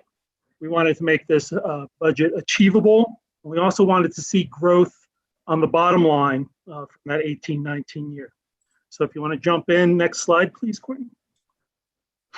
This is the consolidated, a little tough to read. I highlighted some areas of opportunity. The first thing you'll notice probably is that event income is down. And as you've been hearing throughout the meeting today, it's going to take some time for group recovery. Some experts predict 24 months. Recent ticks have shown a little more promise than that, maybe 18 months or so to get back to our pre-COVID levels. As we go down, we'll see some opportunity, I believe, and we believe that live entertainment is a great opportunity for us, be that in concerts, boxing, field entertainment has been great with us, and then enacting some dead space down at the bowling center with possible e-gaming. Ancillary income, as you go down the line, it's running similar percentages to overall sales in 18-19. You'll see that as a trend. We kept the percentages of revenues and costs, expenses, similar to that 18-19 year. As we go down the list to our ancillary sales, you go down to the audio visual line. There's opportunity there as we've restructured our AV department to include the same personnel, but with somewhat different roles and encompassing the same workload. So we're going to be able to now have an on-site salesperson able to drive revenues, I believe, better than the structure that we had before, as we had that contracted out. It's also going to give us opportunity to save. A little later on, I'll talk about that. Another opportunity exists as you go down the line. An internet Wi-Fi landing page is about ready to be enacted. That's a landing page where you then can pay right there with your card. That's going to drive a lot more revenue than our current system. where individuals here for any Smurf event, any event that wants to purchase Wi-Fi has to go to the concession stand and purchase that, and then we give them a code. This is a lot more streamlined, and it's basically in line with any other corporation, any other company that's selling Wi-Fi right now. So it's a lot cleaner, and that could drive up to another $50,000 than what you see on this line here in our estimation. Going down the line, there's other opportunity for income in the sponsorship. We've had some interested parties contacted us about naming of the stadium down at the Reno Event Center. We also have the opportunity to sell those suite agreements down at the Reno Event Center. We've been successful with 2 so far. In our first year here, we were successful with 4 of those suite agreements, and they go for about $35,000 per agreement. So that opportunity exists. Right now we have 2 signed up for the coming fiscal year. We look to improve upon that 4 that we had in the 18-19 year. As you go down now into the expenses, operating expenses and employee salaries and wages is down. We restructured our org chart when the pandemic hit. We came up with a plan A, B, C. Plan A was to the bone, only a couple of us working. We're in plan B now, where we brought some managers back to take care of. We've actually been producing a high volume of covers here, not only here at the convention center, but at bowling. So we're working with minimal staff, both management and hourly. Plan B then with the new fiscal year has us getting back up to operating levels just below what we saw in 18-19. Moving on, there's opportunity in contracted services. I'm working on a plan now with one of our contracts. We're reviewing all of our contracts, but this one contract has to do more with the AV and the Wi-Fi. That's going to be about $120,000 savings over what you see on this expense line here in the proposed budget. So when that gets finalized, that'll be about $10,000 per month that we'll be saving on that contract to run through the next fiscal year. We'll also be, as you go down to utilities, you see a little bit of savings, and that's based on less business projected than 2018, but it's also based on we'll finally see the full realization of the savings of all the LED light install in all the exhibit spaces. And that happened during the 18-19 fiscal year. It didn't wrap up though until midway through the 19-20 fiscal year. We saw immediate savings after that, and we'll get to realize a full years of fiscal savings once 21-22 comes around. Overall though, as you get to the bottom line, as you get to the bottom line, you do see an 8.7% growth, 8.7% growth in the 21-22, and that's based on measured up to 18-19, and 18-19 was a growth year. Our first year here was bottom line growth year over that year. So we'll see growth, 8.7%. It's aggressive, but there's ways to achieve that. Now, if we want to go into building by building, you can go to the next slide, Courtney, please. This is the convention center as it sits alone. And as you see, as you go down the line, the percentages compared to 18-19, all similar. Where I see the opportunities, we kind of touched on already, the in-house Wi-Fi with the pay landing page. We think about $50,000 better than what you see here. Also that audio-visual departmental restructuring. We have an expert already working for us. He's been doing both the hands-on setup, tear down, as well as the somewhat sales. We want to move him more into a sales role and then have his labor, whatever it be event-based, charge that back to the client. So that's coming. We can't officially do that until the contract with Forum is restructured, and that's what's on my plate right now to get that done. So not only will it save us on that monthly expense with Forum, it'll also give us the opportunity to drive our sales on the top line. We're also seeing increased per cap spend in concessions. We've restyled our menu items to be more of a grab and go, freshly produced grab and go, coming out of a commissary kitchen rather than being produced at the stand. We did that for two reasons. One, to keep people moving, not to have people bunching up because of COVID, but also being able to control the cost of our items there in the kitchen, having a healthier, fresher product, and then being able to distribute that to the concession stands of need. And so far in the last 2 months since it's been enacted, very popular, both with the costs, the P&L, but also with the customer. We've been getting some great reviews. And then, you know, our association in local catering is a big opportunity for improvement. We've signed Panasonic, for instance, this year.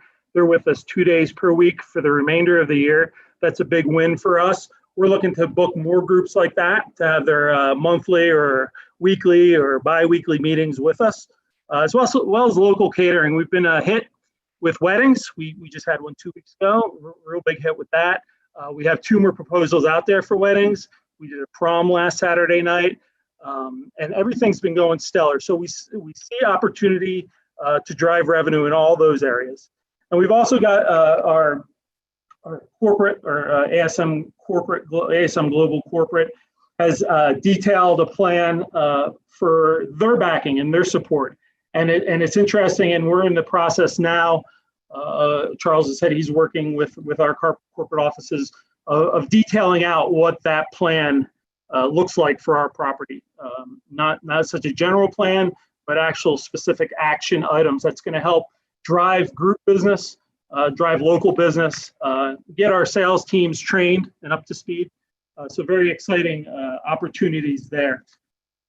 And that's the convention center's opportunities. If we want to flip to the next slide, we have the Reno Event Center, and this is where I get most excited when we speak about the Reno Event Center. There's all kinds of opportunity here. The first thing I'll note, you'll see that the percentages all stay the same, up and down percentage-wise. We're measuring ourselves on this slide and in this budget to the fiscal year 18-19. What's great about that is that 18-19, we showed growth on the bottom line. Our first year showed growth on the bottom line. I believe we had 17 shows that year, but on the bottom line, it was still a losing proposition. In the year 19-20, the year after that, 19-20 fiscal year, we got to February, and we had then done 23 shows to that point, last February, before the pandemic hit. With those 23 shows, our bottom line at the end of February of 20, we were up $160,000 on the bottom line. So if you take that into consideration, we were doing that because, one, we were busier, we were doing more shows. Two, that we had made things more convenient for the guest to order, to purchase. We made it quicker for them to get in the doors. The seating was easier. We had ambassadors directing. We also streamlined how we ran our staff. We didn't have as many people, and yet we were delivering more products. So we were making it more sound as a business, and we reached that 23 shows, and we were profitable on the bottom. So if we were comparing and we were basing our budget on the 19-20 fiscal year, this bottom line would also show a profit on the bottom. We based everything on 18-19, but what that tells me is that instead of showing 160 down, or whatever this slide says, 170 down on the bottom, we're going to be closer to 200,000 up if all things go as planned. And when I say all things go as planned, I'm talking about continued the excellent service, the expedited service, and the controls on our expenses. Not only that, but booking the business. Right now, we have 5 on the books throughout the end of this current year. We have an interesting opportunity on the table now that's now in the hands of our VP of Live Entertainment. I believe she's in LA. That's a 5-day event in the beginning of November. It could be very profitable. It would be very profitable.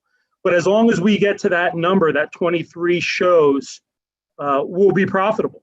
Now, the year that 1920, when we were at 23, we had 3 more to go. So those 3 got canceled or postponed because of COVID. But if they would have happened, our profit on the bottom line would have been closer to $200,000 rather than the 160 we were seeing at the end of February. So those numbers hadn't been achieved at the REC, at the Reno Event Center, since 2006. It would have been the first profitable year since 2008, and the best year that RSC had seen since 2006. Third best year ever on the record of that building. So that building is very exciting, so much opportunity. We're getting inquiries almost daily on that space. So I think that business comes back a lot quicker than our group business and shows tremendous opportunity. So that's the Reno Event Center. Courtney, if you want to go to the next slide.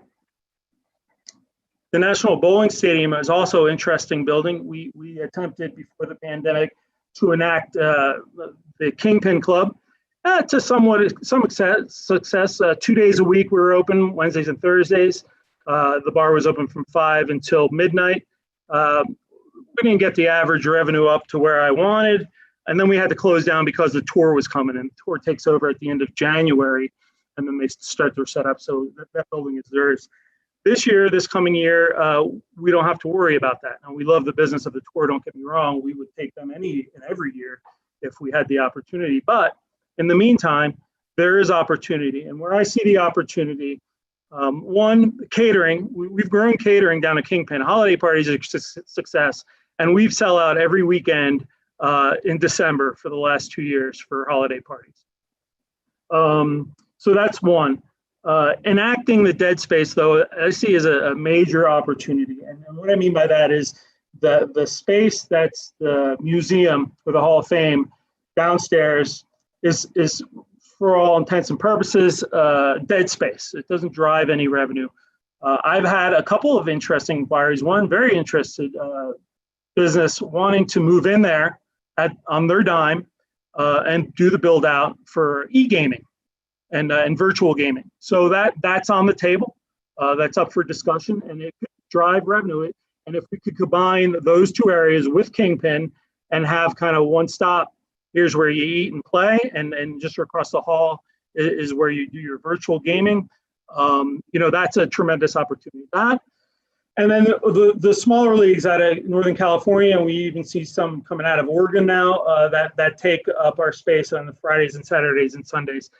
You don't hear much about them, but they do drive great concessions revenue and rental revenue for that space. So those are the opportunities I see for the National Bowling Stadium.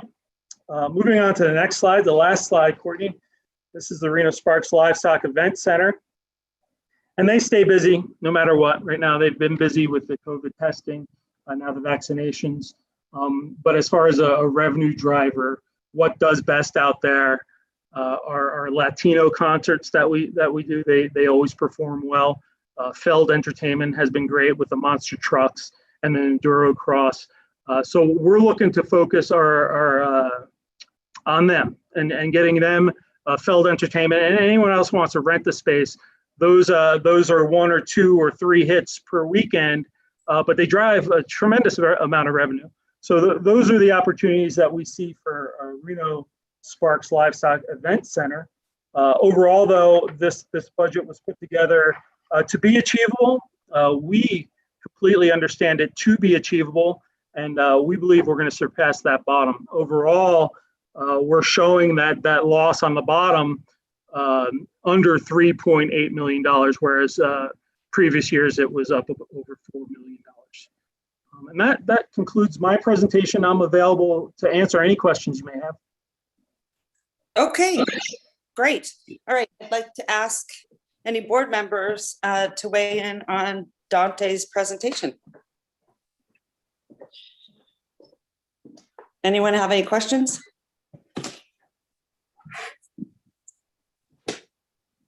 Mr. Murdoch? Thanks, Mayor. Yeah, a couple questions. Hey, Dante, bottom line, what do you guys expected? You think we're gonna lose bottom line by the end of this year? What's going to be the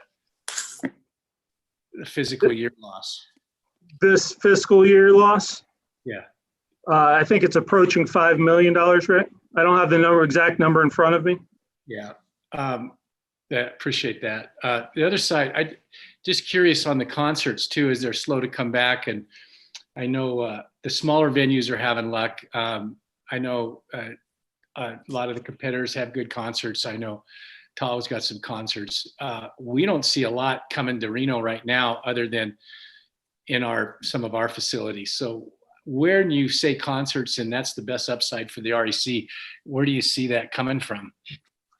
Well, we've had many inquiries. The latest is the one that's on our VPs is Disney on Ice, and that has tremendous upside. It's a Wednesday through Sunday, 2 shows a day. They're very interested in coming out, and the split looks really nice for us.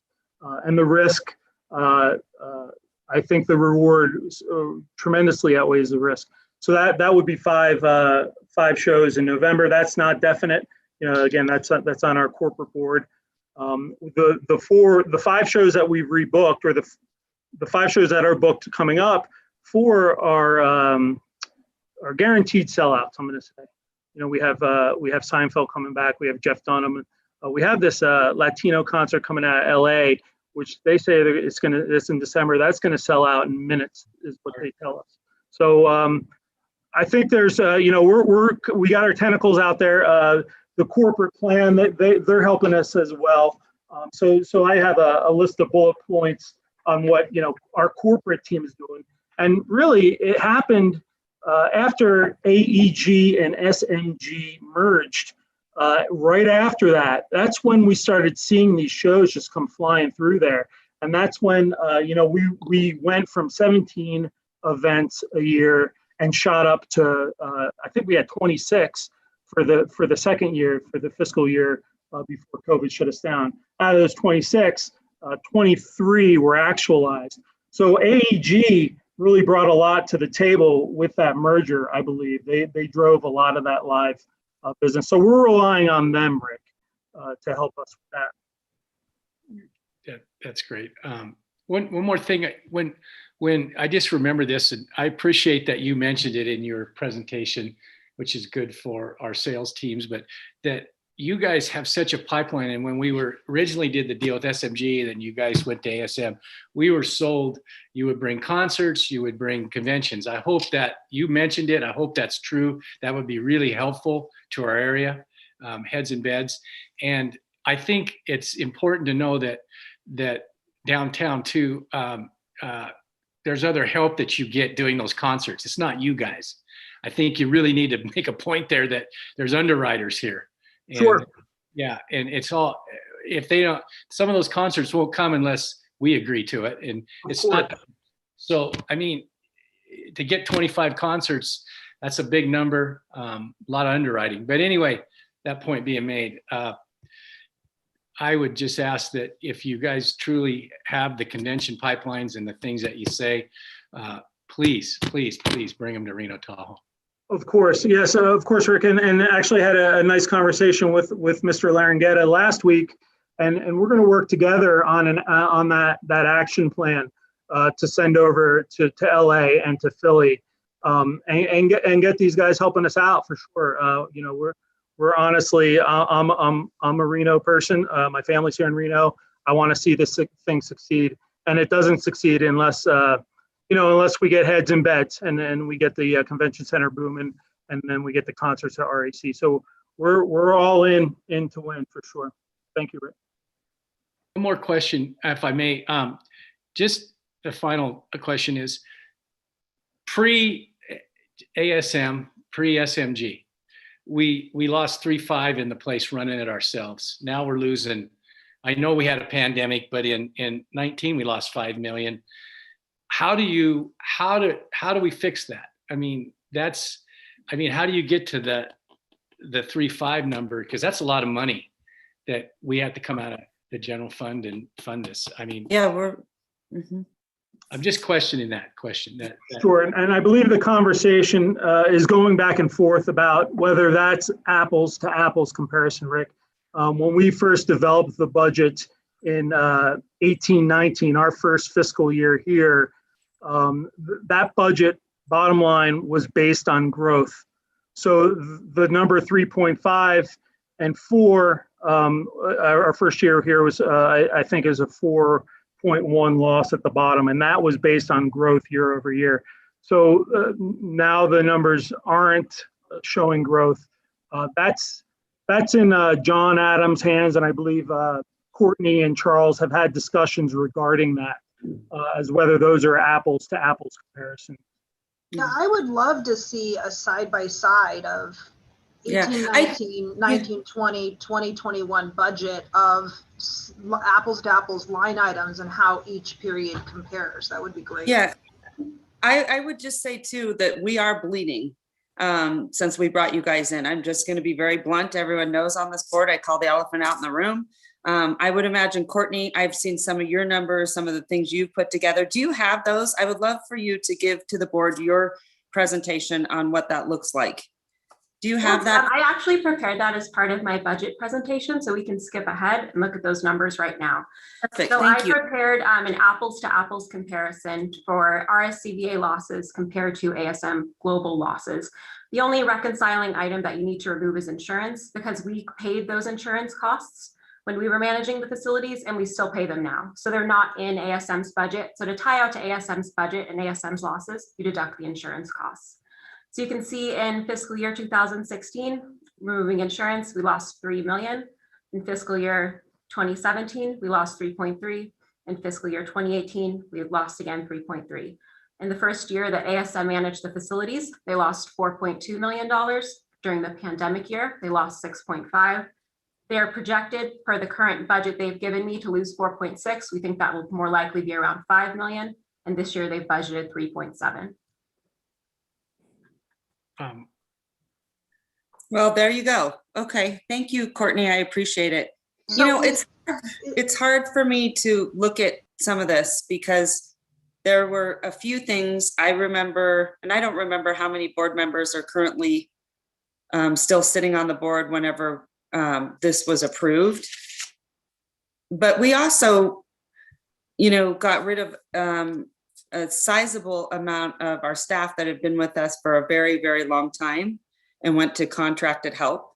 And then we were also promised, you know, that there would be a lot of activity and conventions and you know, live events. And honestly, downtown has brought in a lot of those live events. To be honest with you. So, I mean, this is just really hard to sort of look at. And because can you imagine, we could be spending this money on marketing. So that's just really. Madam Mayor. Go right ahead.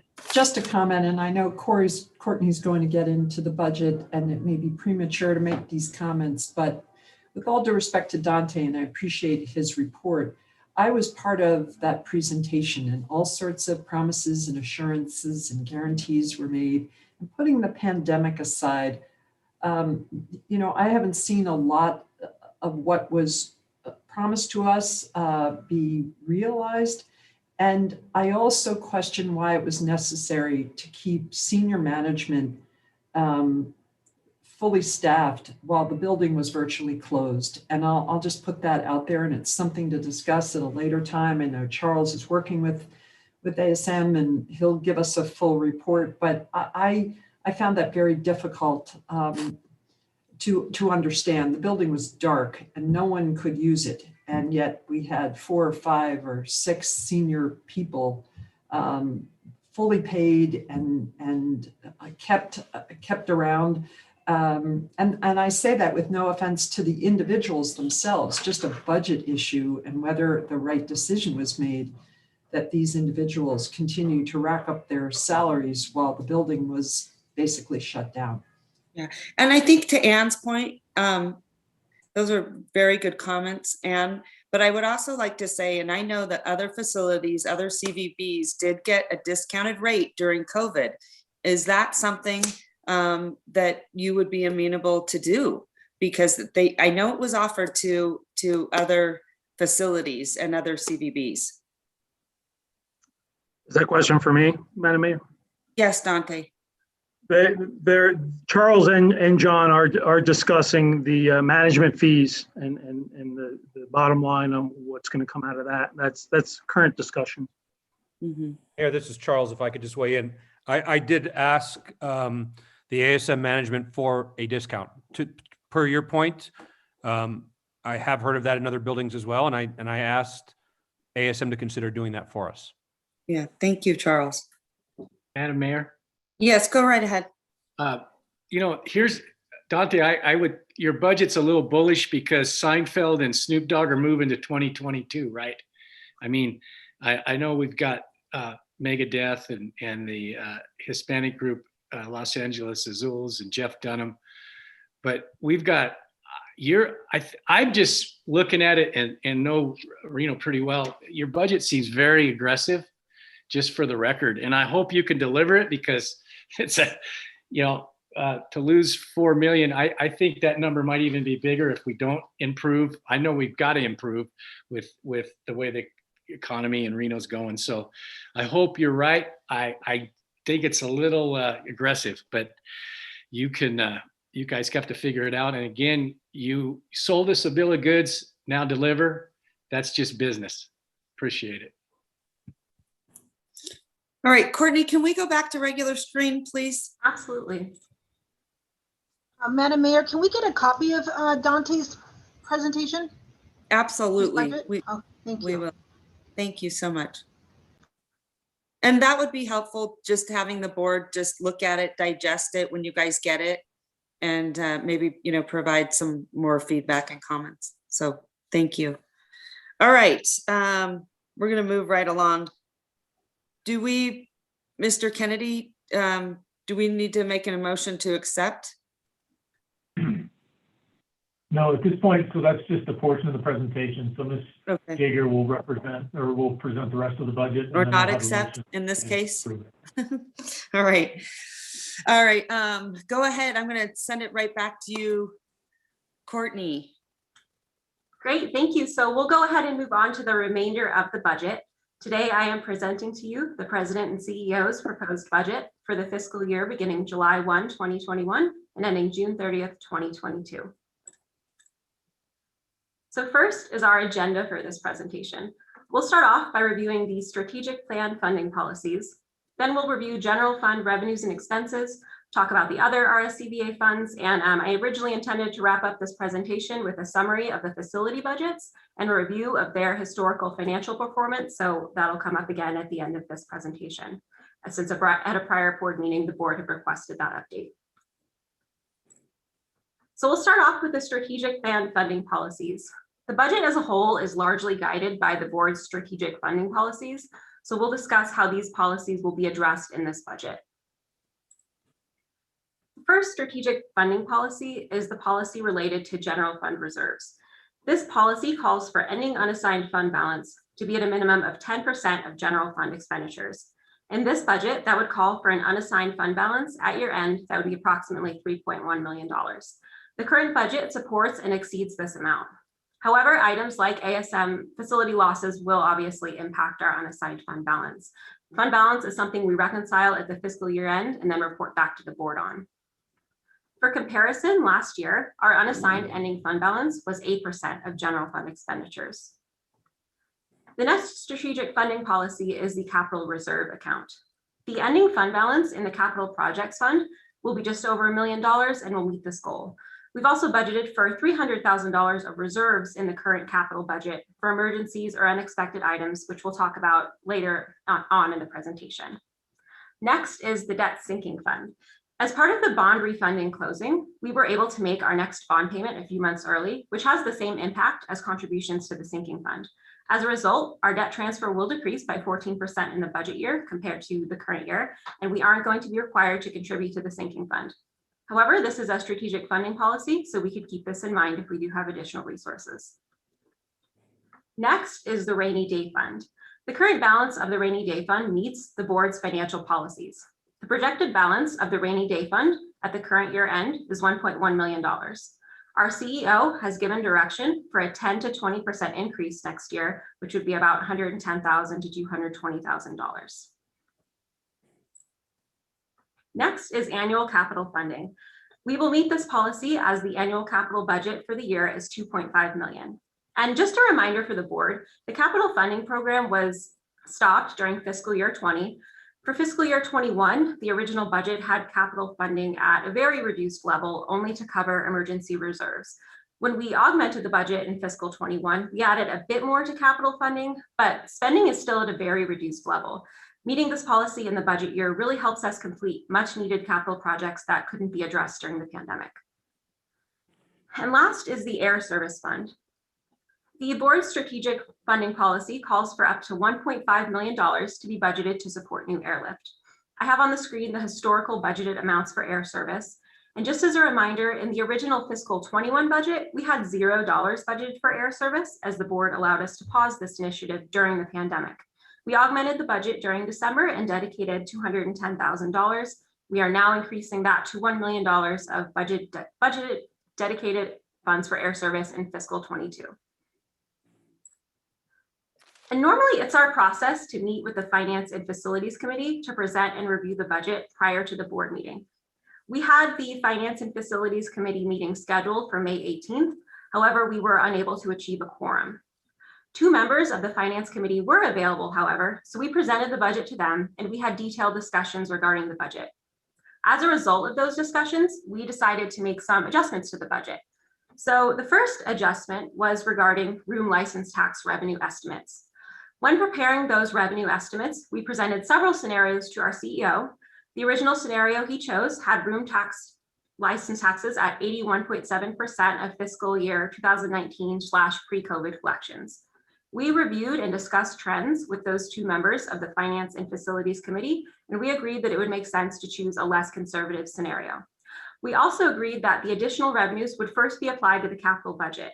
That's what allowed us to have the capital budget at $2.5 million and meet the board's strategic policy. We also discussed with the 2 members of the committee that the potential that revenues could come in over budget. They recommended that we have priorities in mind if we do end up with additional resources. Capital is certainly a priority as we're trying to catch up from those capital budget reductions during the pandemic. We'll also prioritize promotions and advertising and certainly keep in mind all board strategic policies such as air service funding. So next we'll talk about general fund revenues. Here we have the composition of general fund revenues for fiscal year 22 compared to the composition of revenues for the pre-pandemic year, fiscal 19. Obviously, the largest part of our revenues is room tax collections and the tourism surcharge. Next is the facility revenues, which are budgeted by ASM, and we'll talk about again at the end of the presentation. About 1 to 3% of our revenues come from sales and general and administrative functions. Sales revenues are budgeted to decrease about $300,000 from pre-pandemic levels. We're also seeing decreases in G&A revenues, primarily due to interest rates and market conditions. So let's start off with a recap of historical taxable room revenues.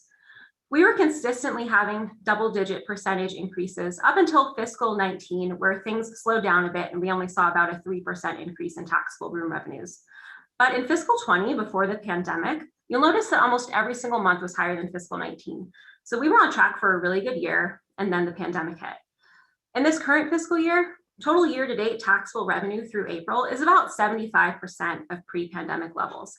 And you'll see April 2021 actually surpassed the pre-pandemic year. So we're seeing really strong trends driven by increases in ADR that offset the slight decreases in cash room nights and occupancy percentages. Next is our budget for room license tax revenues. These were estimated using trend analysis related to average daily room rates, collections in prior periods, room night totals, market trends, and other economic considerations. As I mentioned, we prepared and reviewed different scenarios with our CEO. After informal discussion with members of the Finance and Facilities Committee, we ultimately used a less conservative estimate. Overall room license tax revenues are estimated to be 84.4% of pre-pandemic levels. So here's a historical recap of the RSCVA portion of room license tax revenues. Obviously, our trends follow with the overall taxable room revenue trends. We saw increases each year with a bit of leveling in 18-19, and the budget is expected to be a 16% increase over the current year. So next we have room tax statistics. You have these in your budget books, but in the last couple of days, we worked to close room tax for the month of April. So I've updated these statistics and I wanted us to review them together. You'll see we took a moderate approach and we budgeted for a slight decrease in ADR. As other destinations are opening up, our thought is that it was logical to infer that we may see some pressures on ADR, especially with cash occupancy still down. But we keep a close eye on trends and we try to react accordingly with our estimates. So here's the breakdown of taxable revenues by market segment. We're definitely seeing a shift in trends. Most notably, vacation rentals are seeing a lot of growth. Pre-pandemic vacation rentals were about 5% of total taxable room revenues. Now they're around 13%. Hotel and other occupancy restrictions have a lot to do with that, but it's looking like vacation rentals will continue to trend upwards. So moving on now to general fund expenses. So here we have a breakdown of general fund expenses by department.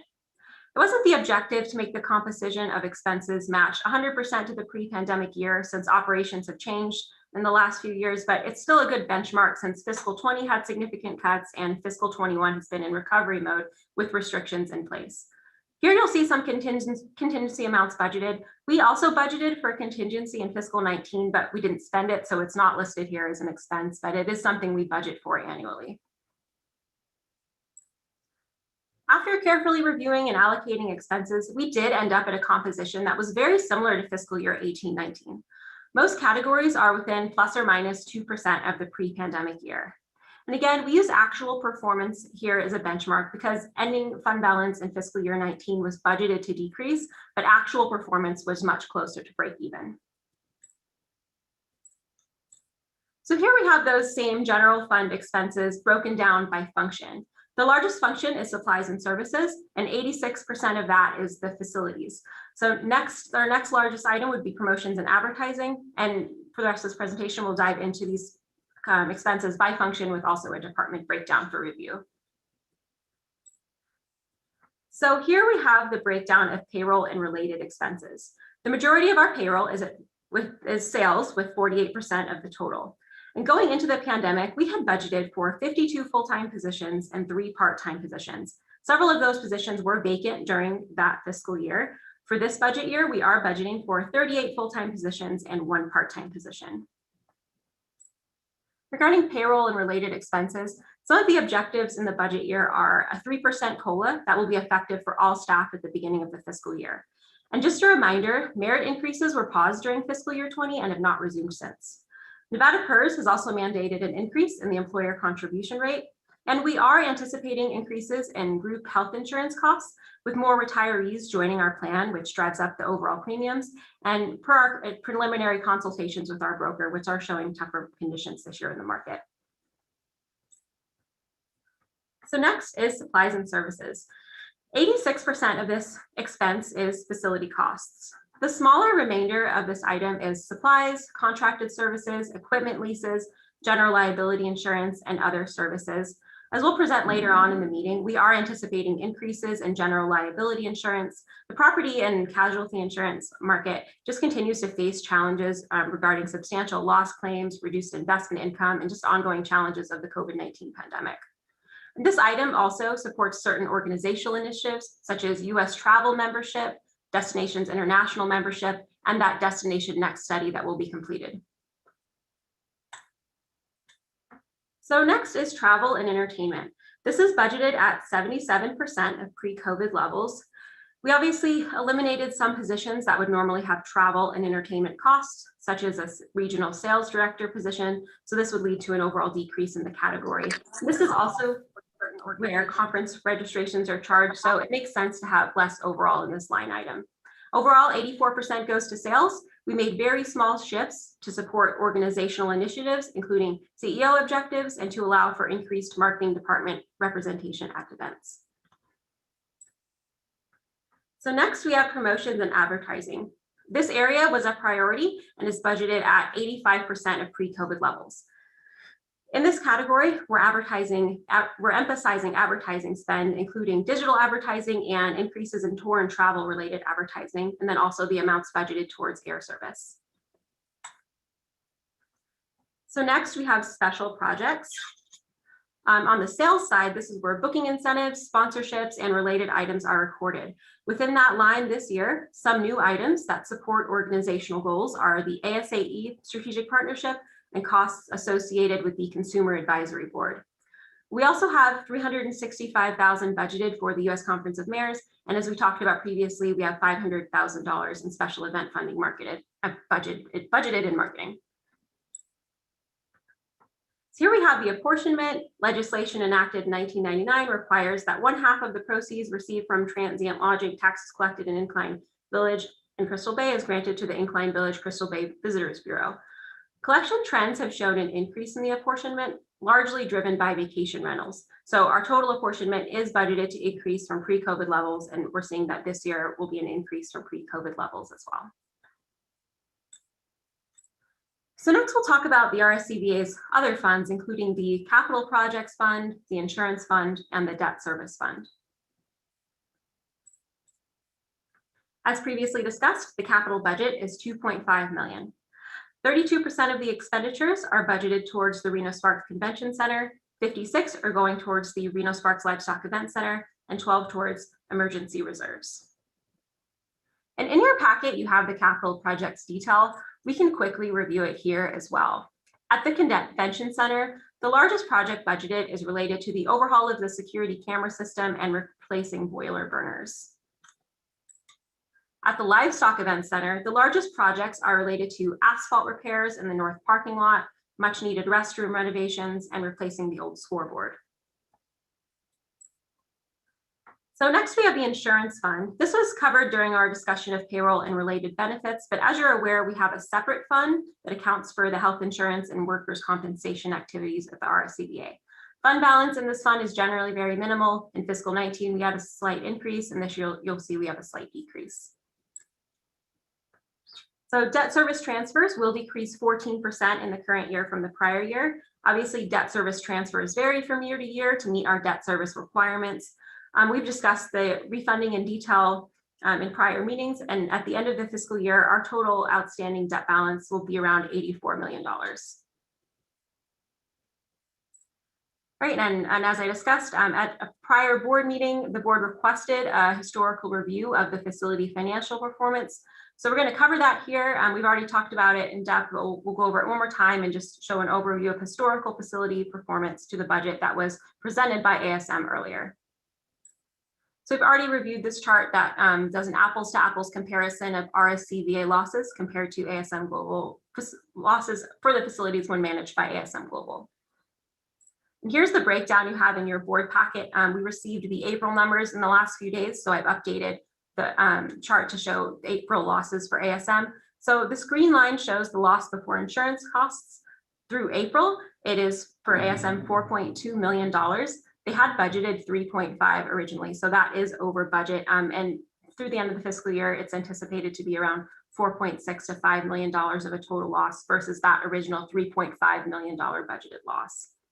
Their fiscal year 2022 budget shows a budgeted loss of $3.7 million. With that, I will wrap up the presentation and open this up for questions. Madam Mayor, this is Shannon Keel. I have a question. Yeah, go right ahead, Shannon. Thank you, Courtney. Great job. And this is kind of going back to the ASM part. I know that when Jennifer was here, she was working through negotiating different contracts during the pandemic. And I guess I'm quite surprised that we were paying, did we actually pay the same amount in management fees to ASM during the pandemic when we were closed? Yes, during the pandemic, ASM charged $398,000 in management fees. That includes their main management fee and then the food and beverage fee that they charged to RSCVA. And that's why I asked that question, Shannon, for a reduction. Yeah, I'm like, that's my question about. I'm so shocked at this because, I mean, for all of us that operate businesses, I don't think any of us paid full price for anything during closure, and especially with this industry. I'm like, how did we miss this? I just can't believe it. I'd like to comment again that I think we want to factor in, and Charles is doing his review and clearly meeting with the executives. I'm shocked at these numbers, and to your point, Shannon, whether we weren't on top of it or we didn't know, I think ASM should have come to us with a proposal to decrease the management costs and certainly some of the salaries that were maintained throughout the pandemic. Well, I do remember them reaching out and saying, hey, like 70% of the staff had been cut and they're cutting on expenses. Like I remember a letter coming out about that, addressing that. I actually still have it. Sure. But I like didn't even think about the management fees. Well, they laid off what were temporary people who didn't cost a lot. I think you'll have to take a look at the details of how many senior management people were kept at full pay for an extended period of time. And I'm particularly concerned about that as well as the management fee. Yeah, absolutely. And then Courtney, I had one more question on the CapEx. The very top item is the broken cameras and update security system. Obviously, as a board member, I don't want to get into the minutia of every little expense and whatnot, but I'm just picking out the very top one, which is $400,000. Okay. How much of that is the security system and how much of it is broken cameras? And then my follow-up question is, are they truly broken cameras or are they upgrading to better technology, newer technology from a surveillance standpoint? It's definitely a little bit of both. And on the call today, we do have Trent LaFerrier, our project operations manager, facility operations manager, and he can go into a little more detail about that project because it's certainly a very substantial project for the RSCVA in the coming budget year. Trent, you can go ahead. Good morning, everybody. Trent LaFerrier for the record. Yeah, these cameras, it's upgrading the entire system. It's antiquated. We have a combination of digital and analog cameras. They don't read well. It's just an antiquated system, but there's also about 17 to 18 cameras that are down at the convention center that have failed over the years, last couple of years, and have not been maintained. So we want to come in and get the system right. And also it will be upgradable. So if we want to add cameras at a later date, we can do that also. Yeah, I certainly, obviously those of us in casinos and whatnot, we deal with surveillance a lot. So I'm definitely empathetic with the concern of having an antiquated system and quality of the cameras. I guess I would just question, are we sure now is the time to actually spend this money on, because I'm assuming of that 400,000, the majority then is probably the system itself, right? Yes, a very good portion of it, and replacing the cameras that are existing. We've had incidences right now in the last few months that we've had issues, fights, stuff outside, and we have no coverage on it. Can you upgrade any of the or replace any of the cameras that are broken that you need better coverage on without actually upgrading the entire system at this point? Portions of it, mainly because it's kind of a broken system from the standpoint of being analog and digital. And some of the stuff doesn't translate into the existing system. So the cameras that were there are so antiquated, they're not clear, they're fuzzy. We have too many cameras that are not movable. So that ends up being an issue also. Okay, well, I'll leave it to you guys to decide if you obviously if you think now is the time to upgrade the whole system, but thank you for the answers. I have a question, Madam Mayor. Go right ahead. And ask Courtney a question. Courtney, just to go back to your insurance, what you spend on insurance for your employees. Once again, I'd be remiss if I didn't mention the Chamber Association plan, which has saved about 14% of costs for our members that have less than 50 employees. So I'd love to chat with you about that if you have the opportunity. It can be sold by any licensed broker, and it's just an incredibly comprehensive plan that is it's unbeatable in terms of its offerings and its pricing. That's great, Ann. And we actually have forwarded that option for review to our insurance broker already. So it's part of their overall review, but I'm excited to continue to explore that option. Great, thank you. All right, any other questions from board members? I just wanted to kind of going back to ASM in a sense, because I'm trying to figure out how do they get here? And I guess what I mean by that, I've written down a ton of notes. But with RSCVA projecting room tax revenues, I think at what? Is it 84? Yeah, 84 in total, yes. Okay, 84.6, I think, right? For 21, 22, compared to 18, 19. Yeah, the room tax collections are 84.6, tourism surcharge 83, so in total it ends up 84. So how can ASM project revenue income for the 4 facilities be at 92 for 18-19? Aren't facility revenues primarily generated through conventions, concerts, and catering events? Yes, and then I would just, sorry, I just want to add this in, because Interbike and Safari Club were 18-19, and with so much convention business canceled, at least through December of 21, how can ASM possibly make up these lost revenues? Mayor, if I can comment for some context. Yeah, that would be great. Thanks. Courtney did an excellent job recapping our conversation. As she mentioned, unfortunately, 2 of the members were out of town, but Andy and myself were able to have a non-public meeting and really ask a lot of good questions. And one of the things that was discussed was, the previous management was not sharing the data in a real-time basis from ASM.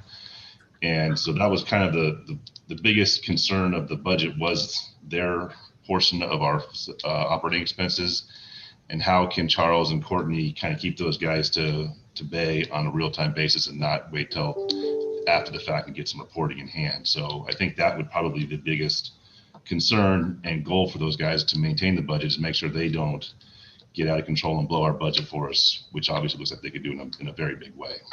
Yeah. Oh, thanks so much, Mark. Really appreciate it. Mayor. Okay, Charles, go ahead. Yeah, just real briefly, I do want to credit the ASM management folks that came out, and part of that, those discussions that Courtney and I had with Bob McClintock and John Adams and Mike Larraguetta was part of that as well, is to institute better practices on what we do moving forward under the current contract. And part of that was to meet monthly with the teams on the both financial side so that we can start avoiding that. And to Mark's point, ASM has committed to doing that. So part of that is communication, and part of that is effort to make sure that we don't go down this road again moving forward. Yeah. Okay, thank you. Really appreciate it. All right, do any other board members have comments? Because I have a few more notes that I wrote down. Go ahead, Mr. Murdoch. I would ask, and this might be for Ben Kennedy too. When we put in the surcharge for the Air Service Fund, I just want to protect all of us, RSCVA. When it went to legislature, Ben, wasn't that, because I got a call from the Nat Curicelli who had a lot to do with that. Is that 1.5? Wasn't that legislatively approved, Ben? Off the top of my head, I don't know. I'd have to go back and look. Are you talking about as part of the enabling legislation that allowed for the collection of the surcharge?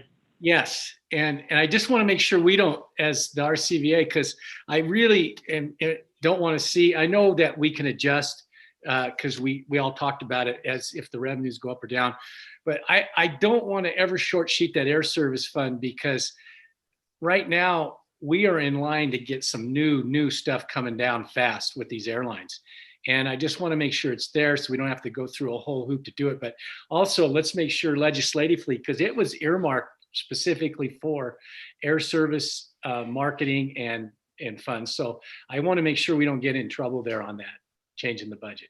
Yeah, and I'll go back and look at it, but now that I better understand what you're asking. So my recollection is air service is one of the approved uses of the surcharge, but there's not a dollar amount in the statute. So we elect to maintain it at, I think, 1.5.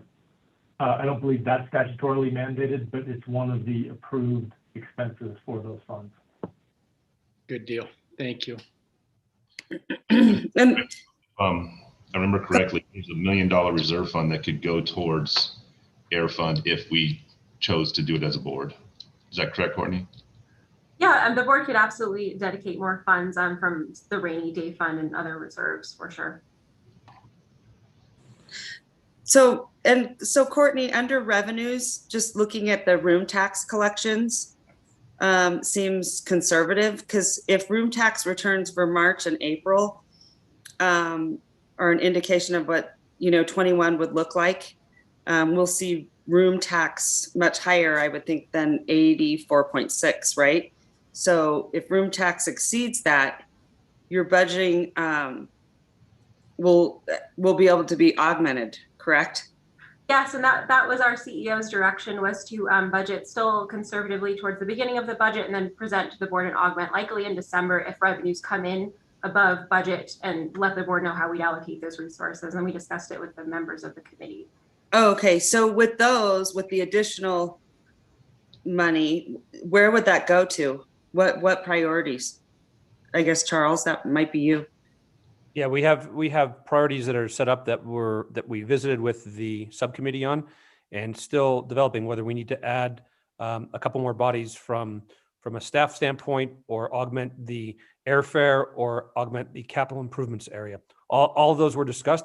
And Mayor, just part of the reason that we went a little conservative was the revenues are where they are, and we are trending. The ADR is up, year over year, which is a great sign. But you're going to have states like California, they're going to reopen here in a couple of weeks. And so that competition, we can't bank on far exceeding those revenues, knowing that we're going to be battling for dollars as more states move into the marketplace. Yeah. I was just curious if you had, sort of an idea of allocating towards marketing or staffing or capital, what have you. The combination of all those, and we're going to go back to when we meet on a quarterly basis, which we talked about, to be able to discuss those priorities and move forward. So Mayor, just to add a little context, Charles and Courtney are exactly right. I think, it's a fair budget, but yes, it's a little bit conservative. However, if we do take off this summer, we talked about if there's extra revenue out there, about augmenting the budget in a quick way, and to add into the priorities was advertising as well. That was discussed. Okay. And then the other one under operating expenses, hold on, I wrote down notes here. Let's see, pre-pandemic, we had, it looked like, Courtney, did you have 52 full-time FTEs and 3 part-time FTEs? Yes, that's what was budgeted, and there were 3 positions that were vacant during fiscal year 19. So the actual fiscal year 19 performance doesn't reflect 52 FTEs. That's what we budgeted, but 3 had remained vacant that year. Yeah, so the budget states you'll have 38 full-time FTEs and 1 part-time FTEs, if I wrote that down right, or 73% of what you had pre-pandemic, correct? So with room tax revenues projected at 84 or higher, your FTE count probably doesn't align with these, revenue forecasts. Am I right? Yeah, I agree. And it's a CEO's direction to approve new staffing. I can let him talk a little bit more about his thoughts in that area. Okay. Yeah, and Mayor, I would love to push that staff up. I know that there's needs in sales and marketing around that, but part of that is to get through the first part of the year where the revenues are projected. And you know what, if we start to over index in that area, would love to add back. I know there's a demand and there's a need for that in very specific areas, and that's not going to be neglected if we start over indexing. Okay. All right. Do any other board members have any questions? I just wrote down a lot here. So if you don't, I don't want to take anyone else's time, but I have a couple more. Is that okay? Okay. So then I see a COLA in the budget at, I think it's 3%, right? Yes. Courtney? Are all employees eligible for this raise regardless of tenure? I mean, yes, it's for all employees that are employed as of June 7th. And it'll be effective at the beginning of the fiscal year. Okay. And then and I guess maybe Mark, because you were in the committee. So did you guys talk about the merit raises? That discussion did not come up. And there's probably been some discussion about bonuses as well. which I don't think that was included in the payroll line item, or if that was something that would have been cut out. Yeah, because merit, I think it was, you had in there, Courtney, it's been over a year and a half. Correct. Merit increases were paused during fiscal year 20 and haven't resumed since. Mayor, can I jump in on both of those? Sure, go ahead. Sure. So we had a staff meeting recently this week, and I talked about the proposed COLA. Also, the staff is being granted a one-time bonus, which is happening in June. And then also we talked about the potential for merit raises and evaluations. Now, what's happened previously was those were reviewed pre-pandemic on an anniversary date, and working to streamline those so it's everybody once a year. And so I talked to the staff, and we're going to review that in December of this year. So that's part of the plan moving forward to make sure that we examine that, since it hasn't been done. Yeah, and then I would just ask, because it wasn't in there, to maybe it was in there and I didn't see it, Courtney. What about, and I know this is a sore subject, but I need to bring it up, bringing back, the pay that was cut. There was nothing budgeted to bring back the pay that was cut from the employees. Okay, so I guess I'd like to ask the board, when do you want to revisit that? And what you guys think, is appropriate. So that would be one thing there. A quick question on that one. If there is a one-time bonus coming in June, is that anywhere near what was lost in pay, or is it, I guess, how does that measure up? Yeah, good question, Mark. I also have a question. I'm unclear why there's a COLA, and if I understand, then a merit increase. A COLA is usually for a bargaining unit. Why would you have a COLA if you're giving everybody an individual merit increase based on performance? Is that typical? So, and I'm going to probably speak out of turn from Courtney, but the staff has received COLA in the past, and Courtney can correct me, but I don't think there's been a COLA adjustment in a couple of years. And the merit was done annually, again on the anniversaries, but it's been delayed. And what we said is we would look at that towards the end of the year as something we would do. And to answer the question about the raises, it is absolutely within the ballpark of the past fees. It's not exact, Mark, to your question, or your statement, but it is in the ballpark. And quite honestly, the staff has worked tremendously hard, and it's a way to say thank you for doing more work with less people during the pandemic. And fortunately, we've been in that position to reward the employees for that. I'm sorry, Charles, the only thing I don't understand is the COLA. I'm not in any way objecting to merit increases, and if there's money to do the catch up that the mayor is referring to. My issue is, why in a non-union shop are you doing a COLA? I don't even know the practice of that, unless this is something that's been a 50-year historical thing. Why isn't if you're doing individual reviews and merit increases, and you want to ensure that everybody's paid commensurate with their duties and their capabilities, as you would want in any organization, you're non-union, why is there a COLA? I don't want to take a lot of time. I just don't understand that. No, and I can't speak to the history and how long it goes back, and how long they've been doing that. I don't have knowledge of that. I do know that in non-governmental organizations that I've been a part of, there's been both a COLA and a merit for consideration. And sometimes, the merit doesn't happen, but it's to keep that cost of living is important. And I think it's a good gesture to do for the employees. And that's why we put it up for review today. So to the mayor's point, we're talking about a COLA, a merit increase, and a bonus, and possibly bringing everybody back to where they were. Or would you bring everybody back to where they were before you do the COLA and the merit increase? Well, the employees have been, their salaries have been reinstated to the 100%. And we did that a while ago. The merit is something that has obviously not been promised, but certainly we want to look at, because the staff hasn't received that in a year and a half. And Right. Quite honestly, it's been done on the anniversary date, which I don't understand why. But yes, you are accurate in what you said. Okay, thanks. Madam Mayor, if I may ask a question.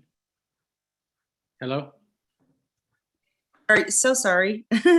I just wanted to say too, if the merit raises aren't in the budget for 21, 22, then it would, if I'm right, might be over, it would be 2.5.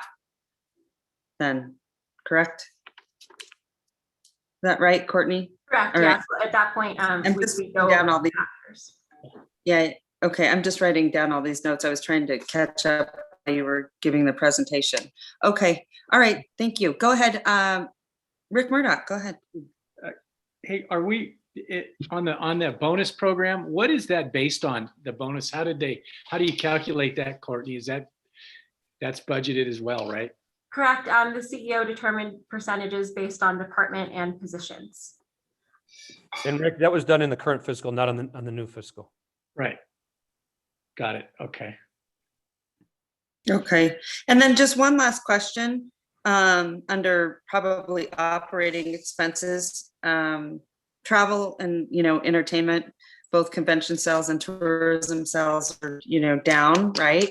So don't we need the convention sales team out on the road, kind of drumming up business, to get them to book conventions and sporting events? What do you think? And so we reviewed the individual budgets for each, the remote employees, their individual travel and entertainment budgets were reviewed with the CEO and he approved those individually. And I'd also like to say is, I'd be interested in allocating a little bit more to that, but I think part of the priorities that we heard back from the subcommittee was the capital improvements. And so that's why we also adjusted that in the subcommittee. Okay, I just think it's super important to get them back on the road and drumming up business for heads and beds is just my thought. I agree with you. I may. Go ahead, Mr. Murdoch. I know we got to do some cuts. I mean, I get that part. I just want to be careful that we don't. We have a cycle of life in Reno, whether it's air races, balloon races, RTO, whatever, or the Reno Tahoe golf tournament that's got our name all over it on TV. I really want to make sure that we support these events because they're cycle of life. All the vendors locally get involved. You use a lot of local people to feed these events. I hope we make sure that sales and marketing does have enough money to stay in the cycle of life in Reno. Madam Mayor. Yeah, no, I sorry to cut you off because we're on a delay here, so it's weird. But I think you're right. And one of the last thing I think that I'll bring up, that this one is really, really important to me because I really believe, what we do should so heavily weigh on marketing. If you look at the budget, if I'm right, Courtney, and like I said, I just jotted down these numbers, so correct me if I'm wrong. Marketing was almost 9 million. Am I right? Yes, marketing is at 9.2 million. Like high eights. Okay, it's at what? It's at a 9.2 million in total for the year. Okay, but then it would be reduced to 7 million. Oh, Is sorry, that right? You're cutting out, Mayor. I'm sorry. And hopefully I understood your correct. I'm sorry. I'm sorry. But it looks like the market. Your question correctly. Sorry. So for Okay, the year. Okay, go ahead. Sorry, and there's a delay and I'm kind of a lag, so I certainly don't mean to talk over you. So for the year, the marketing budget is $9.2 million, and that is 84% of what they spent in the pre-pandemic year. Okay, but then it gets reduced to 7 million. Did you mean if we take away the air service fund budget? Their total budget for the year is 9.2. It was 11 in fiscal year 19. Yeah, so then if my numbers right here that you have in the report, so marketing has been reduced from 8.7 to 7.5. Are you asking about advertising specifically? Huh? I think you might be asking about advertising specifically because you do have some deductions to get to advertising. Right. You're right. Okay. Right. Yeah, Mark, you're totally right. So marketing and advertising, exactly. Right there. But I'm just saying, coming out of the pandemic, I think we should be ramping that up instead of taking it down because of, competitors. I mean, I know from what I'm seeing with other CVBs and, the mayors that I talk to, they're really ramping us up because of the competitions that they're sort of seeing coming out of the gate. So I just kind of think, we should be very careful there. It's just my thought. So I think you're right, Mayor. And I think the conversations were, if we do take off and we see the extra revenue that we hope that we will see, that was one of the priorities. And we talked about augmenting very quickly to get, to make sure that the advertising team has the budget to go out there and push the destination. Okay, awesome. And thanks, Mark. I'm really glad you're on there because you understand heads and beds, better than anyone and how we get there. So that's super awesome and helpful. Okay, perfect. Okay, any other questions? Oh, I see Rick Murdoch, you have your hand up and then we'll move on. When you total, say you leave the air service fund at $1 million and you cut the advertising down, it's a total of 1.7 million. Am I correct, Courtney, around? Is that we're spending on advertising or that we're spending on air funding and the advertising is about 1.7 million. Correct? Yeah, and just the pure advertising portion of the promotions and advertising budget is about 70% of what it was pre-pandemic. So for advertising itself, we have 4 million out of that 8.4 million promotions and advertising dedicated just for advertising. Good. Yeah, I think you guys are on the right track. I think the finance committee that did get to meet Mark, you guys, hats off to Charles for getting up the budget to 84% of what it was. I just want to make sure that we always advertise and especially now, this is our coming out party for the rest of the summer and the winter. And we don't want to short sheet anything. And I appreciate that we can review this. I appreciate, Charles, if we can go back in 90 days or in 60 days and augment some things here so we don't miss anything and we keep attacking the market. Yeah. And Rick, I think you're absolutely right. And meeting quarterly is going to help us to make sure that, we examine that. Again, a little bit conservative because these other markets are opening up and we don't know. So we'll be a lot smarter in 90 days. And quite honestly, if you look back at those April tax revenue dollars, not finished, but if you take that line across, and Courtney, you can confirm this, I think it's going to be one of our best Aprils ever for seasonality. It will be the best, yeah. So best, not just pre-pandemic, but best ever. So we are trending in the right direction. And Rick, to your point, we'll go back in 90 days and, if we can augment, we will. Okay, awesome. All right, good job. Okay, with that being said, usually we need to take a motion on this. Ben, are you good with that? Yes, yep, we'll have a motion and then I believe Courtney will have a document for everybody to sign. Yeah, so we will need that turned around fairly quickly. So we'll start passing it around for signature after the meeting. Okay, perfect. So at this time, may I get a motion from board members? I'll make a motion to approve the budget. Okay, Mr. Murdoch, I have a motion from you and I believe a second from Ann Silver. All those in favor say aye. Aye. Aye. All those opposed? Motion carries unanimously. Okay. Can we just skip here for a minute because I need to probably bring something up because I might have to jump off fairly quickly. I know Charlene and I are probably running to the same events all day. So, but I do need to bring it up because I know that Mr. Lucy jumped off. So Ben, and I think there's some items on here that will take some votes by electeds. Correct. So do we want to go to the, oh, go ahead, sorry. Oh, no, so I was just thinking that we should get some of these done in case, because I know I'm going to have to drop off fairly soon. And Anne was kind enough to step in. But you won't, I'm just saying you won't have enough here to get those approved. So I think we should jump over there. Sure, so I think what you're talking, so H3 is the appointment to the RSCVA seat that requires the vote of the elected. H5, we just need to make sure we have a quorum. I know that it's time sensitive that we get that approved at the meeting today. And then we've also got the airport authority Board of Trustees and the Sparks Tourism. So H1, H2, H3, and H5. Does that sound right? Sounds good. I think we can be pretty quick through those. Okay, perfect. So let's jump over to H3, Madam Clerk. Hope you're okay with that. Yeah. So right now it says Are we going to H3 or H1? we're at H3.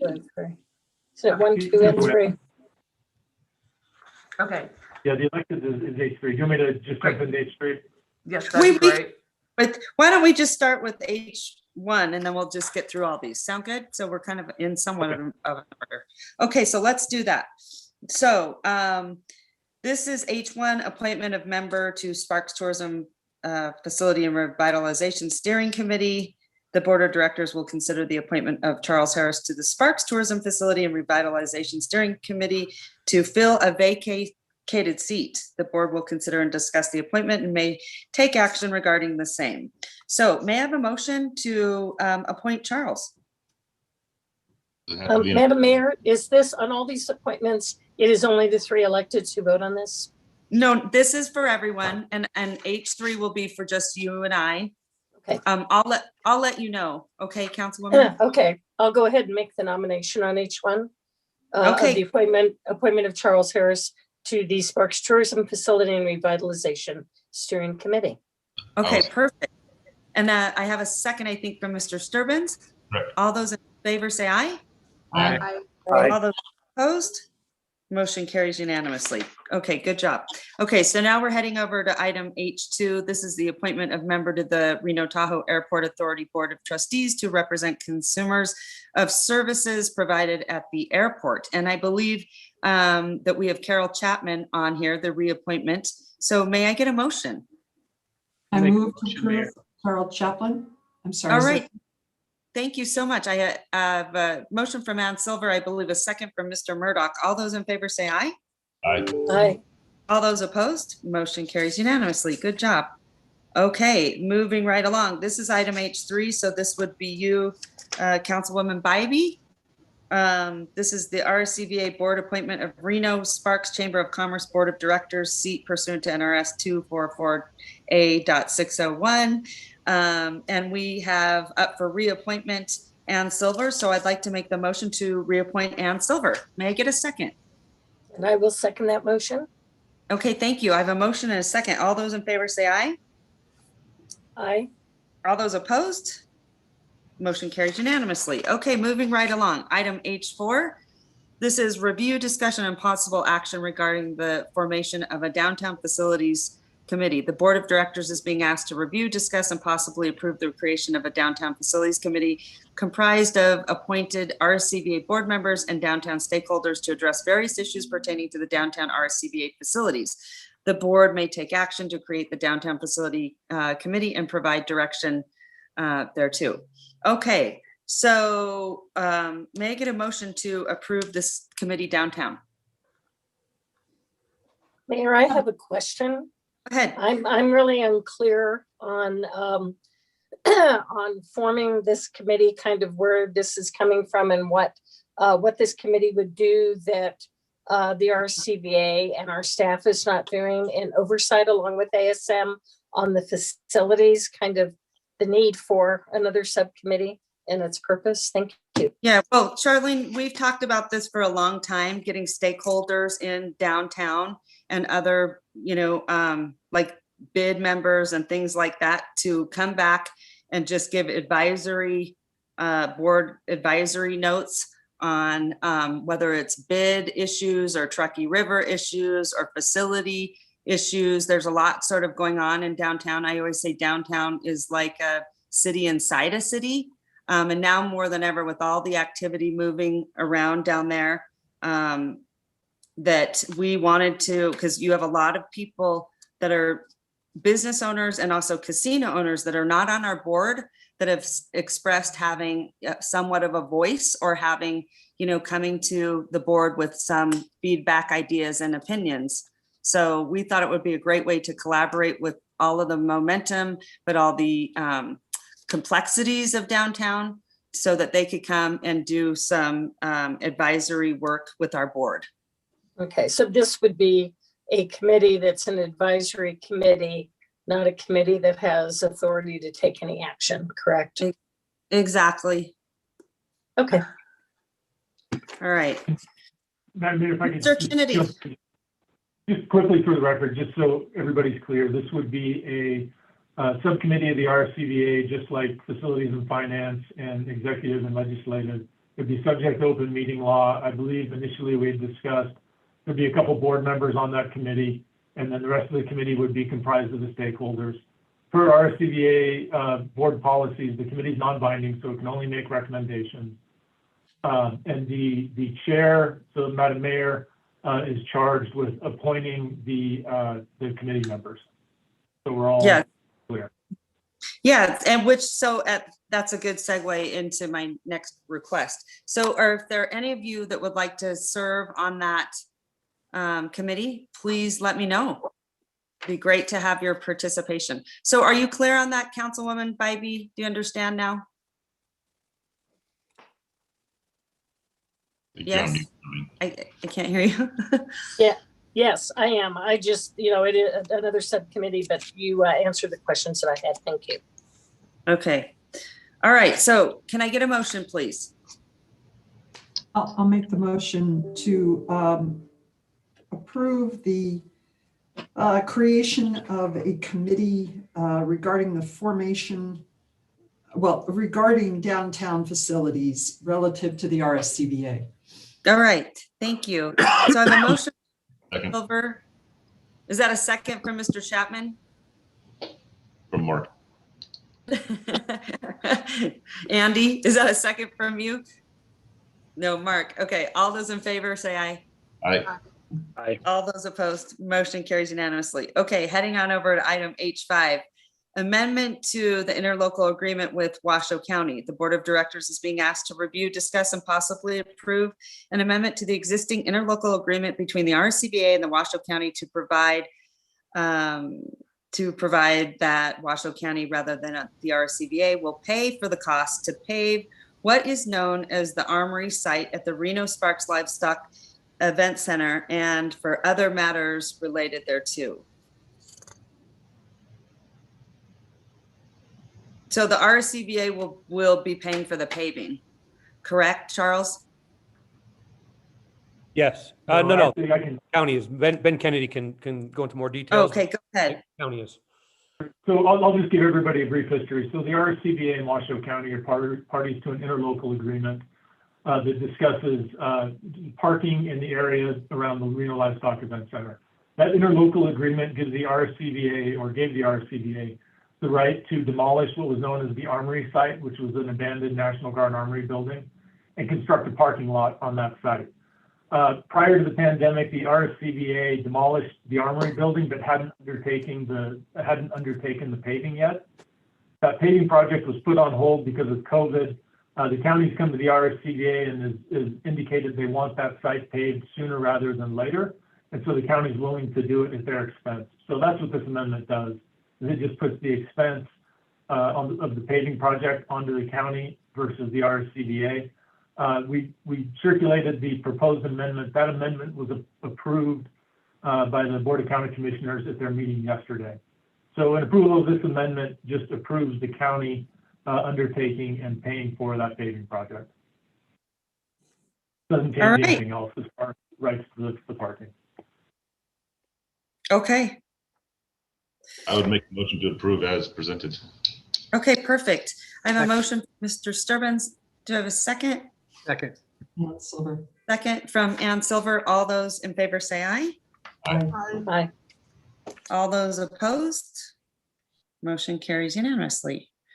Okay. All right. Madam Clerk, we need to probably jump back now. Yes, we are going to jump back to the Finance Division and back to Ms. Courtney Jager. Okay. Sorry, Courtney. Thank you so much for your patience. Go right ahead. Yeah, of course. So Corey, do you want to read us into the insurance agenda item? I believe it is D2.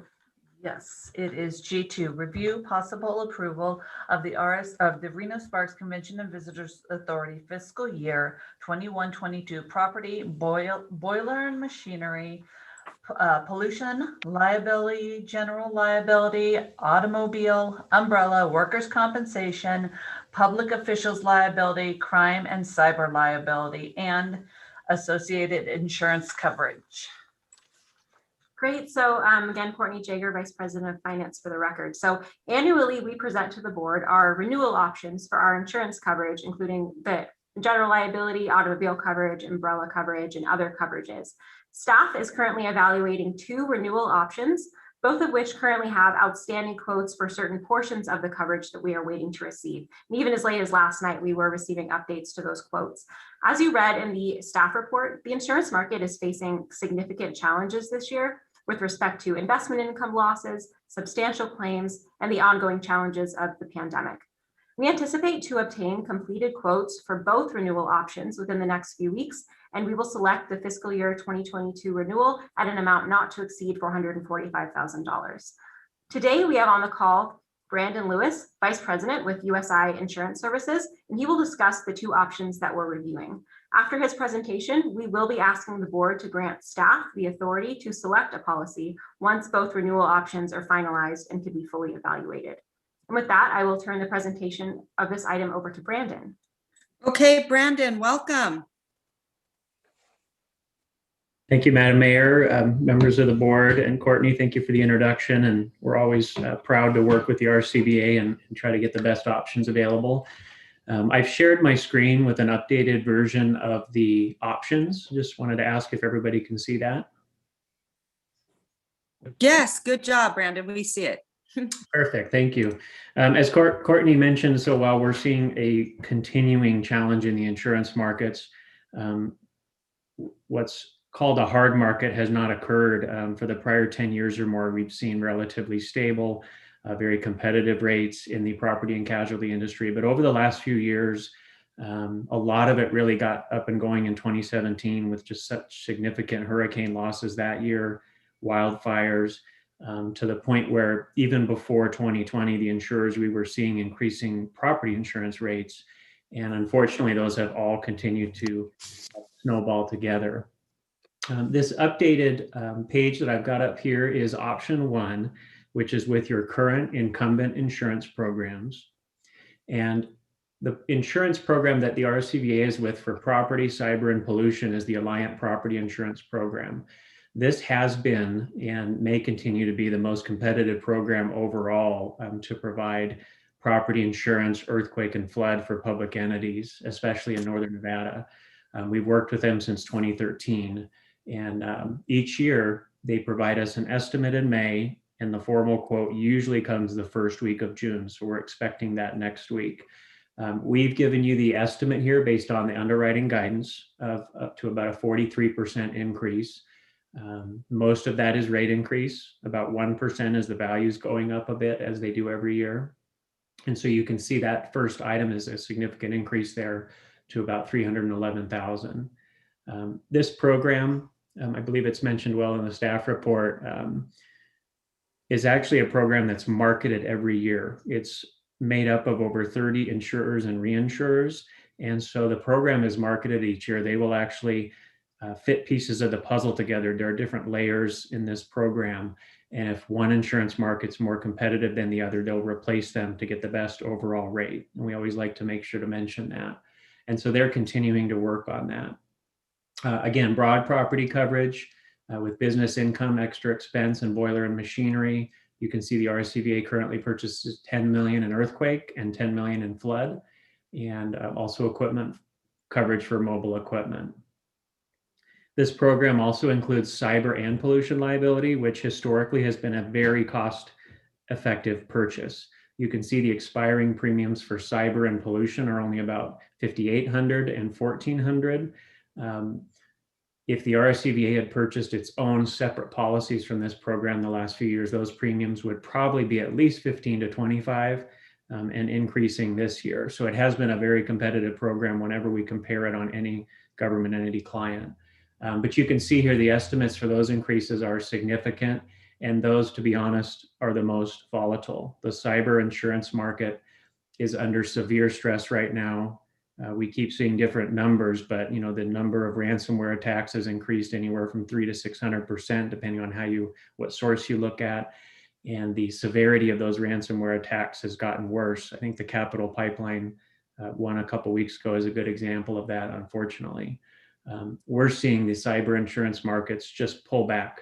They're reducing capacity, they're increasing rates, they are declining accounts if they have one thing wrong on the application. So we've really been working with all of our clients in the RSCVA to, help on that front, because anything we can do to improve the application protects you more from this type of risk, but also to get quotes. So that's the first major component of the program, the property, cyber, and pollution, and that's on option 1. Under there, it goes into what we'll call the casualty portion, which is everything from general liability on down the page there.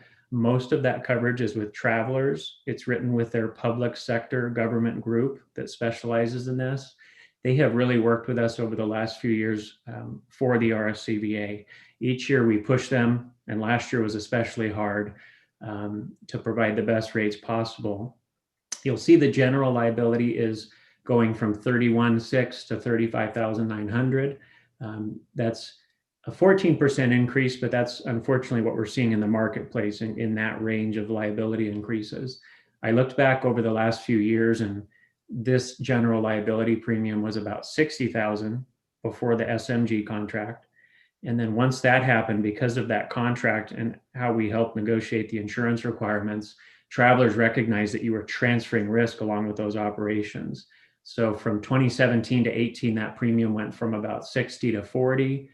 And then last year, when the board approved the updated budget item in May 2020, we were able to go back even after we had your approval and reduce the general liability premium last year from about 42,000 to the 31,000. The rest of the premiums you'll see have trended up a bit. There's some ups and downs, but overall the premiums are up on the liability program. Travelers has worked with us to keep the rates as stable as possible. We asked them to commit to keeping them. Overall, the overall Travelers increase is around 7% rate-wise when we put it all together, because there are some exposure changes.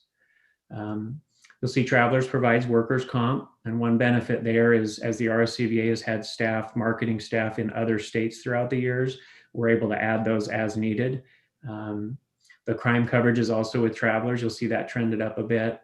And the final policy is a newer one. It's an assault threat response policy that can provide not only this coverage, it's honestly much broader, but these are the key coverages that we looked at, up to $500,000 to help with the expenses the RSCVA might incur after an assault event. It's not necessarily an active shooter policy. Some carriers are selling those specifically, but after that type of an event, it can help cover your costs. And the threat response is actually to pay up to $100,000 if you have a threat of an event or an attack, and you have to increase security, and that costs you some money. This policy can help pay for that. So that's just a quick overview of option 1 and the coverage you have in place. You can see the overall increase is looking to be about 37%. That's down a bit from our last update, I think, with the board, but a significant increase over last year. I'll go to option 2 unless there's any immediate questions. Okay. Option 2, same format, but you'll see in green highlights the different carriers. We've talked to most of the national property insurance carriers this year, not just for the RSCVA, but for our other government clients. And unfortunately, most of them are not able or willing to provide earthquake in Northern Nevada. And most of them are not able or willing to compete on the terms that you have with your current program. Because Travelers currently writes your liability coverage, they were very interested in quoting the property, and they have given us what we think is a very competitive quote. You'll see their renewal premium is about $268,800 versus $311 with the current program. Because Travelers doesn't have a program like your current one, we had to go out and get separate cyber and pollution quotes. We were glad with the cyber quote because those markets are so challenging. That quote's around $8,500 there. As you'll see, it is an increase over last year, but it will be your own policy versus one in the current program. And the pollution, we're working on a quote. That's the only reason that one's in red. We're getting some questions answered with Ms. Jager's help, and we'll be able to finalize that. That's an annual premium of the 22,556. We also received a 3-year term for about $39,000, which we will ultimately recommend. Usually you can save a lot binding pollution for 3 years versus 1. And the rest of the page is the same, just those first 3 lines have the alternate carriers.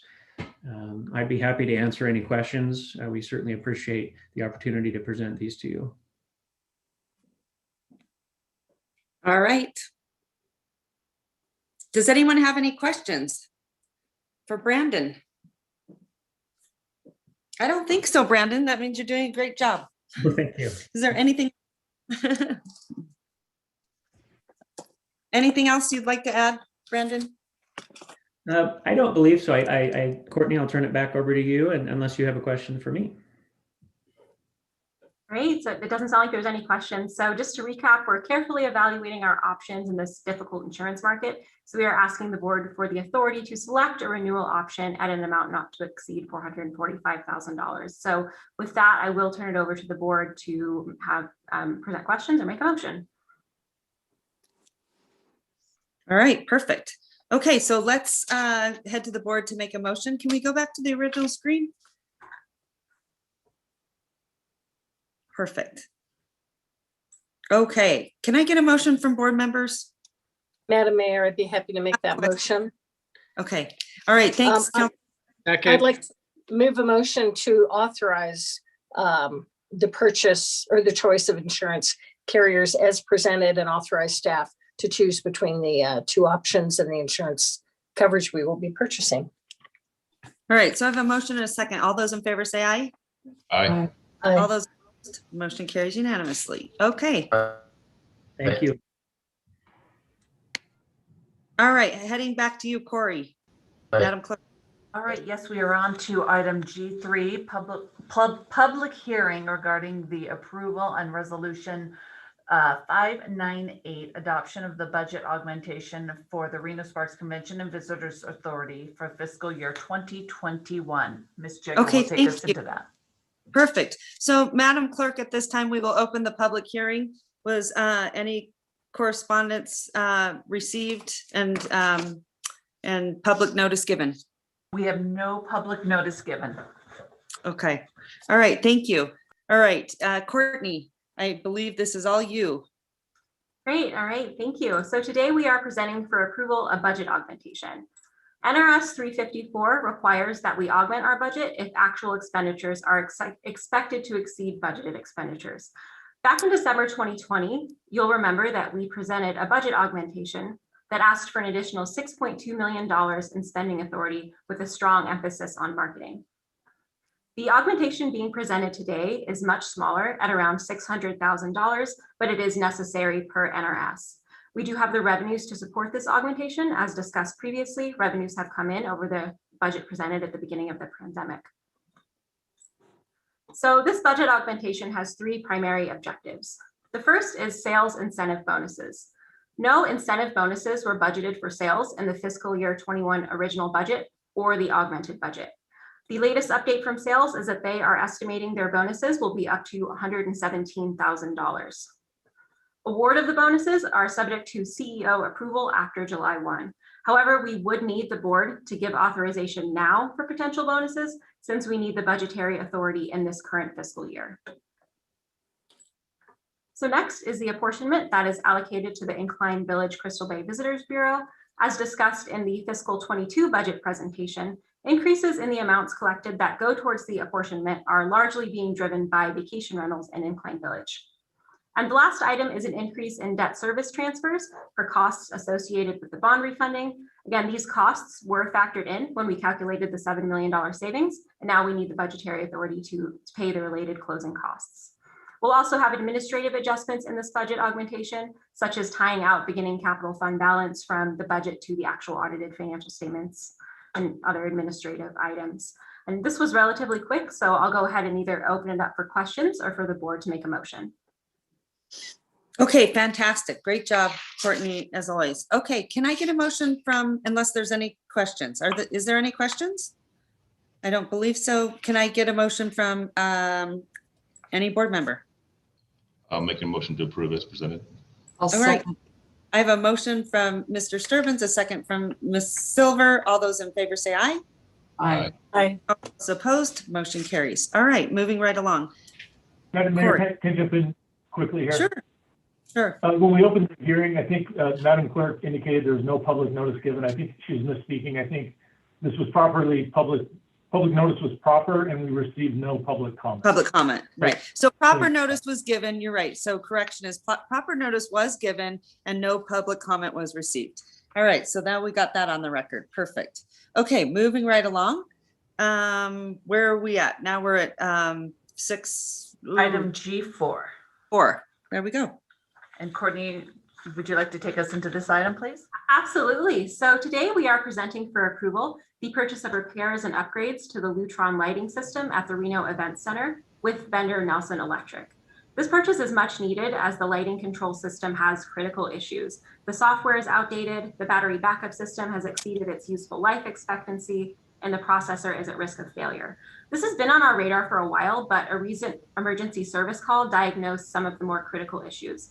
So the purchase will include a new processor, a new software, a new control unit, and other items. And we do plan to request reimbursement for this purchase from the capital project's $2 surcharge through the City of Reno. And we already have been in touch with City of Reno Public Works regarding this purchase, and they're aware that a request for reimbursement will come through subsequently. All right, fantastic. Does anyone have any comments or questions on this item? Seeing that there are none, can I get a motion from board members? Motion to approve. Thank you. I have a motion from Ms. Second. Silver. I have a second from Mr. Sturbins. All those in favor say aye. Aye. Aye. All those opposed, motion carries unanimously. All right, and Courtney, I love the way you present. You actually sort of tell like a story and you have that sort of inflection in your voice. It's very good. I like it. Okay, where are we, Madam Clerk? We are going to, oh, I'm sorry, was there a question? No, go ahead. Okay. We are going to jump back down to item I, please. Board member comments regarding items for future meetings.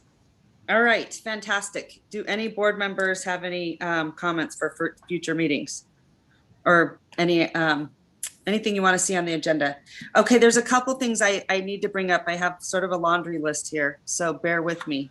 One is I would like to bring back for the next agenda federal funding and where we are at with engaging Mr. Porter, because he wrote those bills, knows how to, navigate all of that. So we need to have him, at the table. So Mr. Porter, let's see. And also hockey, because we've entertained a couple, now that we have the hockey study, where are we at with hockey and bringing in that business? I've had 3 hockey teams reach out to me, and so we probably should get something going there. I know that Mr. Larraguetta is working on it, but we should probably bring it to the board and get some feedback. And then also, what's the timeline on doing the employee survey? When do you want to do that, and how you want to do it, and if you do a third party? The other thing is looking at river rangers, protecting. One of the biggest assets that we have, that we're so lucky to have, that most cities don't have, which is super amazing, is the beautiful downtown Truckee River. And it's super cool that the county and the city of Sparks and the city of Reno are all working together to make sure that the river is sustainable. But what's really phenomenal about it, and most every tourist that I come across or that reaches out always talks about going down to the river and the Truckee River. Unfortunately, they haven't been able to do that. It's been a very, very challenging environment down there. It's our drinking water, but it is a massive attraction for tourism, and also how we put our foot forward. It's sort of like, one of those front door pieces, I call it, that first impressions count. And right now it is in pretty disrepair, but we also opened up the CARES campus, which was super awesome to have Charles there. Charles attended. That was really cool to see you there. I think I saw Ann there. Ann's at every opening, so that was super awesome. I don't think there's one you miss, Ann. I don't know how you do it. I honestly don't know how you do it. It's amazing. So, but going back to the Truckee River, I really would like the RSCVA to play a role in helping us get that sustainable and looking at river rangers, because river rangers could really be that touch point with our tourists and with our community. So we can start to really look at utilizing the river for a tourist attraction. And matter of fact, you know, Shannon Keel and I have had many conversations about this and what it looks like, certainly down by the GSR, because all of us are connected by this river. It's not just in the city of Reno. It's not just in the city of Sparks. It's not just the county. We all have to do it together. I think the RSCVA should play a very large role in looking at helping bring on some of those river rangers so they can act as almost ambassadors down there, but also make sure that no one is sleeping along the river, because it has become dangerous. We've seen fires down there. We've seen floods. You know, it is really, really a trying situation. So I think this is just my thought. I really believe the RSCVA should play a very big part in helping us sustain the river, but using it as a tourist and economic attraction. So I'd love to see a discussion about that on there. And then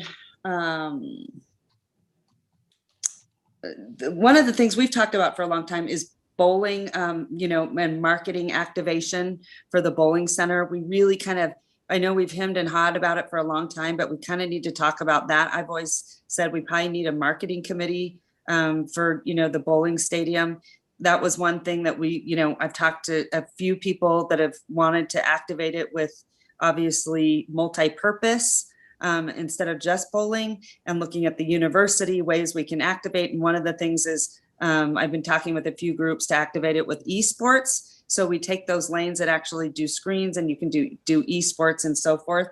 You know, so I'd like to see some sort of, what does the board see as a role there?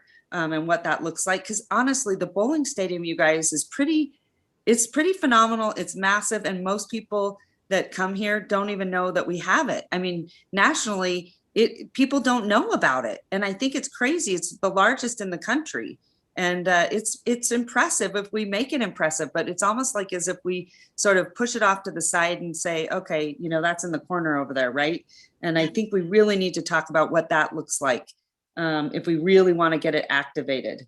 And you heard ASM sort of touch on it, like with the Kingpin Club and all of that. That's not nearly enough compared to what we really need to sort of dive in and take a look at how we can really put that facility on the map and make it relevant. I would love to be able to see that.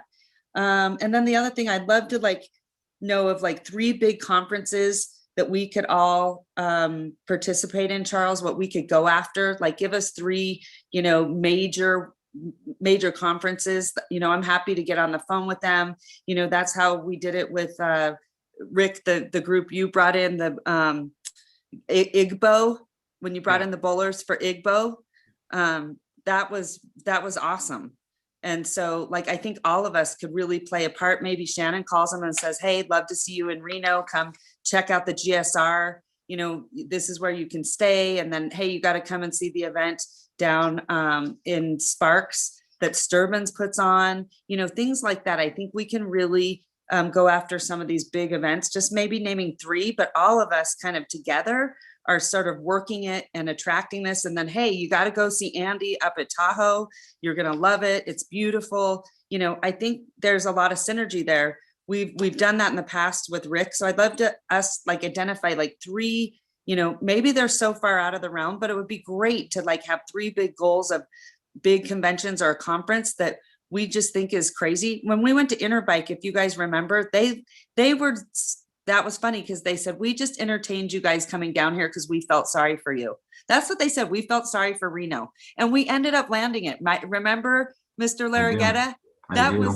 That was crazy. So, and that was all of us sort of working together and really highlighting the region and showing them how much we wanted their business. I mean, you guys know that if someone knocks on your door and says, I really want the business, it means it means something so different, entirely different when someone says, I really want your business. When you ask for that business, it's a big deal. It really is. So I'd love to see like all of us go after like 3 big conferences.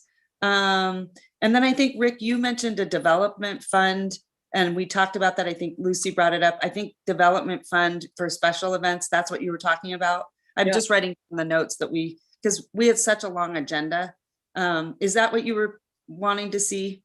Yeah, and just to the point that you brought up Interbike, Mike and Charles, I know you guys are really good at this. We should be starting our own Interbike in Reno, because we're a bike. This is where Greg LeMond's from. This is the bike capital of the world for mountain bikes and street bikes. Why don't we start our own convention on the West Coast? I think that's what I'm talking about, having that fund for. Not only a special event, but a seating fund for conventions, or like you just said, Madam Mayor, that's where I was going with that fund.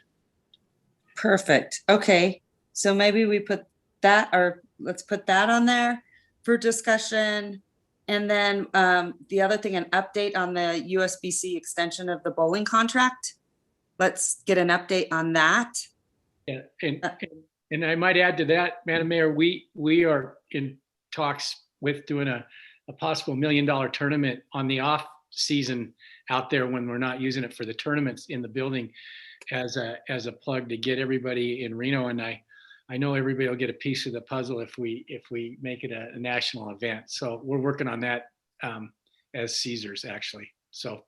Oh, perfect. Awesome. Okay, great. And then the other thing is, I wanted to also touch on this. We did see what Christina presented from BVK. That was really marketing for a post-pandemic. But I think there's a much bigger piece of like what the future looks like and what you guys want to see. Victoria had asked me what I wanted to see for, future. I don't want to speak for any of the board members. So I did ask her to reach out to you guys and see if you had any thoughts, because here's the deal. We're collaborating differently because of Zoom. Usually we do it in the room, and then BVK is in the room. We can ask questions. Charles had a great idea. Let's get BVK in the room when we get back into our regular meetings, so everyone can meet with them. And you guys give them your ideas, because I don't want to speak for you.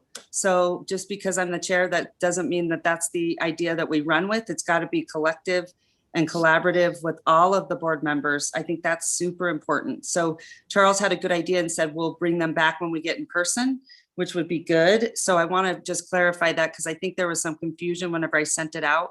I honestly was just trying to get more collaboration from the board and get some consensus. So I think that would be awesome. But Charles and we talked about that. And then one more thing I have on here, just one more notes, because it was a long agenda. Sorry, you guys.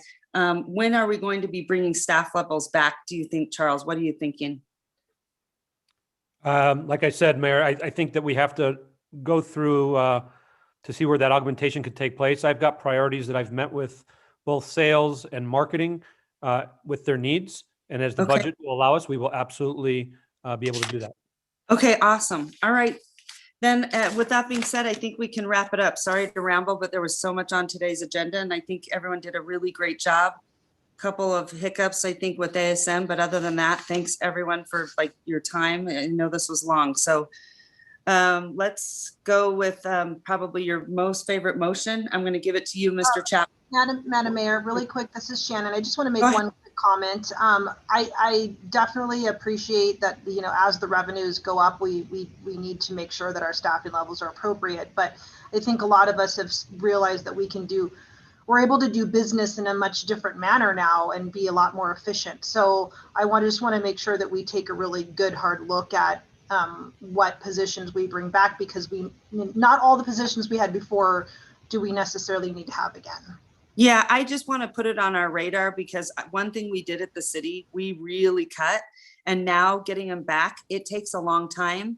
And that reminds me of something else we need to put on, Charles. I think it's time, and I think we should do it now, because it takes, again, a long time to ramp up, right? When you want to get positions, or when you want to get business, or you want to get RFPs, it does take a long time. Like you guys know, it doesn't happen overnight. It can take months and months and months. One of the things I would love to see on the next agenda, I don't know if the board wants to do this or not, but I think it's time to start thinking about it, is going out to RFP on those facilities. And if ASM wants to, put in for it during that time, then great, they can put in for it and we'll see how they perform over this next year while we have them. I know Charles is working on all those deal points, but I think we should put it on the next agenda to start to go out to RFP for those facilities like now, because that can take 9 months. Can take a long time. So that would be another item I think that we should look at.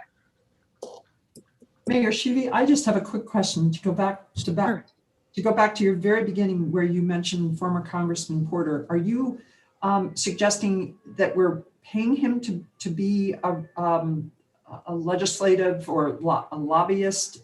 Yeah. So he was update from him. Yeah. So no, Porter was. We had contracted him for many, many years on this board, and then I don't know when they had released his contract. My point was he is the one that developed the bill with Catherine Cortez Masto, with Senator Masto, on getting this federal funding. And so I think it would be really helpful if he was on our team right now, helping us get that federal funding, or helping Courtney, because I think, Courtney, this is in your department, right? Yeah, absolutely. Yeah, that has fallen on me. And we have budgeted funds to renew the Porter contract if the CEO approves. That is within the budget. If I can just weigh in, I'm trying not to let anything fall on Courtney, but what I would say is that, Mayor, at your direction, I think from a previous meeting, I did reach out to Congressman Porter, and I'm awaiting on a proposal for possibly activation, which would involve needs of trying to qualify for additional funding. So we are moving on that. I'm just waiting on the proposal. I met with him a couple weeks ago. Okay, great. So that's, and I think it's pretty massive, and it's like millions and millions of dollars, right? No, I'm very acquainted with it. We're helping all sorts of organizations. I just didn't know what purpose the Porter Group was serving. So yeah. Well, he can come. Why don't we have him come and say, here's what I can do. Here's what, this looks like. But I think we should get it on the agenda for discussion for sure. What do you think? Madam Mayor, yes, go ahead. I think it's absolutely critical that we don't miss out on money. I got to believe we got a deep dive on this. There may be a lot of money here that could help all of us in Sparks, Reno, and in the region. So we better exhaust for a little money to hire. We better find out, because we don't want to miss this. The money's going to flow. We better get a piece. The Shuttered Venue Operators Grant is out there, and that's been out there for a while. And I'm happy to help Courtney. I mean, we've helped 100 different venues apply for it. And it's an application process, and it usually involves your CFO or finance director, because all the numbers are what they're looking for. And we may not need to hire somebody to fill that out, but I'm not trying to create more work for Courtney. And Anne, I am planning to fill out that application myself. We've actually started the application process, but they've prioritized governments at the very last round of funding, because in their words, we have access to other funding. That's kind of a repeated theme for the RSCVA, is that one bucket thinks we're covered, the other bucket thinks we're covered, but we're in that application process, and I've already requested documents from ASM to help us complete it. That's so great. And I spoke with Senators Cortez Masto and Rosen about RSCVA being moved up, because it is the main convention center and it has been shuttered in essence. And so I understand where you are in the priority listing, but they will weigh in heavily on your application. That's great. That's great. And I appreciate that. And I have to give kudos to Courtney, because she's instructed to go sleep for like a week after this for everything she's been doing. But the bottom line is, I know that she's been exhausting every avenue. And Rick, to your point, we're trying everything to get the funding, but based upon restrictions and statutes and some areas that haven't been decided on, we're just not eligible as far as we know. And to the mayor's point, if we have an avenue where we can, get some additional assistance, we will do it. But I don't want any perception that either we're not chasing or we're not working towards doing that. And certainly would love to have Congressman Porter come present to the board for what he can help us with. Yeah. And I mean, Anne, if we don't need someone, then great. But, let's see what he thinks, and maybe he reviews it, or maybe you review it. I don't care. I want to make sure that we do whatever we can so that we don't drop the ball. I just think the SBA, which is free, and the representatives for our senator's office who are here locally can be very helpful.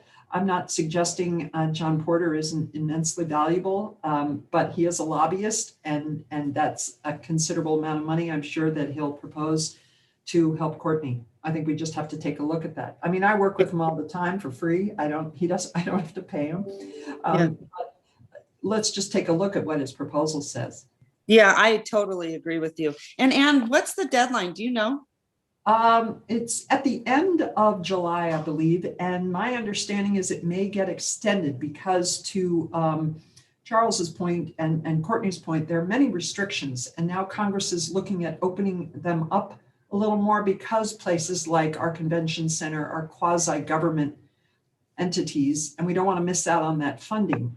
It's not, opening up the definition of what is a private public venue. Yeah. Okay, good. All right. All right. I might add two things. We use the REC as a homeless shelter. There's got to be, we couldn't use it, to Ann's point. We had to shutter it, literally. Yeah. There's a lot of reasons for this. And you know this, Congressman Amade, he's a friend of Reno. He's a friend of yours, a friend of all of us. We got to pull in this. He's tight with Porter. There's a way. We got to ring the towel here. We got to, I think, I hate to sound like reiterating the same thing, but gosh darn, this is a chance. There's money out there. We better get it. Well, and Anne, you'll help us too, right? Uh-oh, you're on mute. You're muted, Anne. Happy to help in any way. And we have daily conversations with the senator's office, with the congressman's office, and the Small Business Administration. And we know what the restrictions are. We're working on trying to get some of those lifted. So I'm happy to work with Courtney and helpfully lighten her load if possible, just because if we can all write a letter or do something with Rosen and Cortez Masto and Congressman Amade, that's incredibly helpful as these funds get allocated. Yeah. Okay, good. All right. Well, then I'm going to just weigh on you to you follow it for us. Sound good? I know you're following a lot of them, but yeah, happy to send this for RSCVA's purpose. Okay, awesome. All right. So I think we are at the favorite motion. I think is Mr. Chapman still on the phone? Andy? Hold on one second. We're not there quite yet. We just have to call for public comment. Oh, Yes. sorry. We're on to item J, comments from the public. All right, go ahead. And we have no public comments at this time. Now we can take it into item K. All right, for the third time, Andy, give us the favorite motion.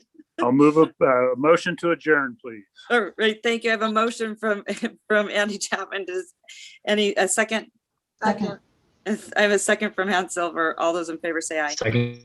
Aye. Opposed. Thank you, everyone. I think this was a very productive meeting. Really appreciate your time. Go have a great day. Talk to you soon. Bye. Second.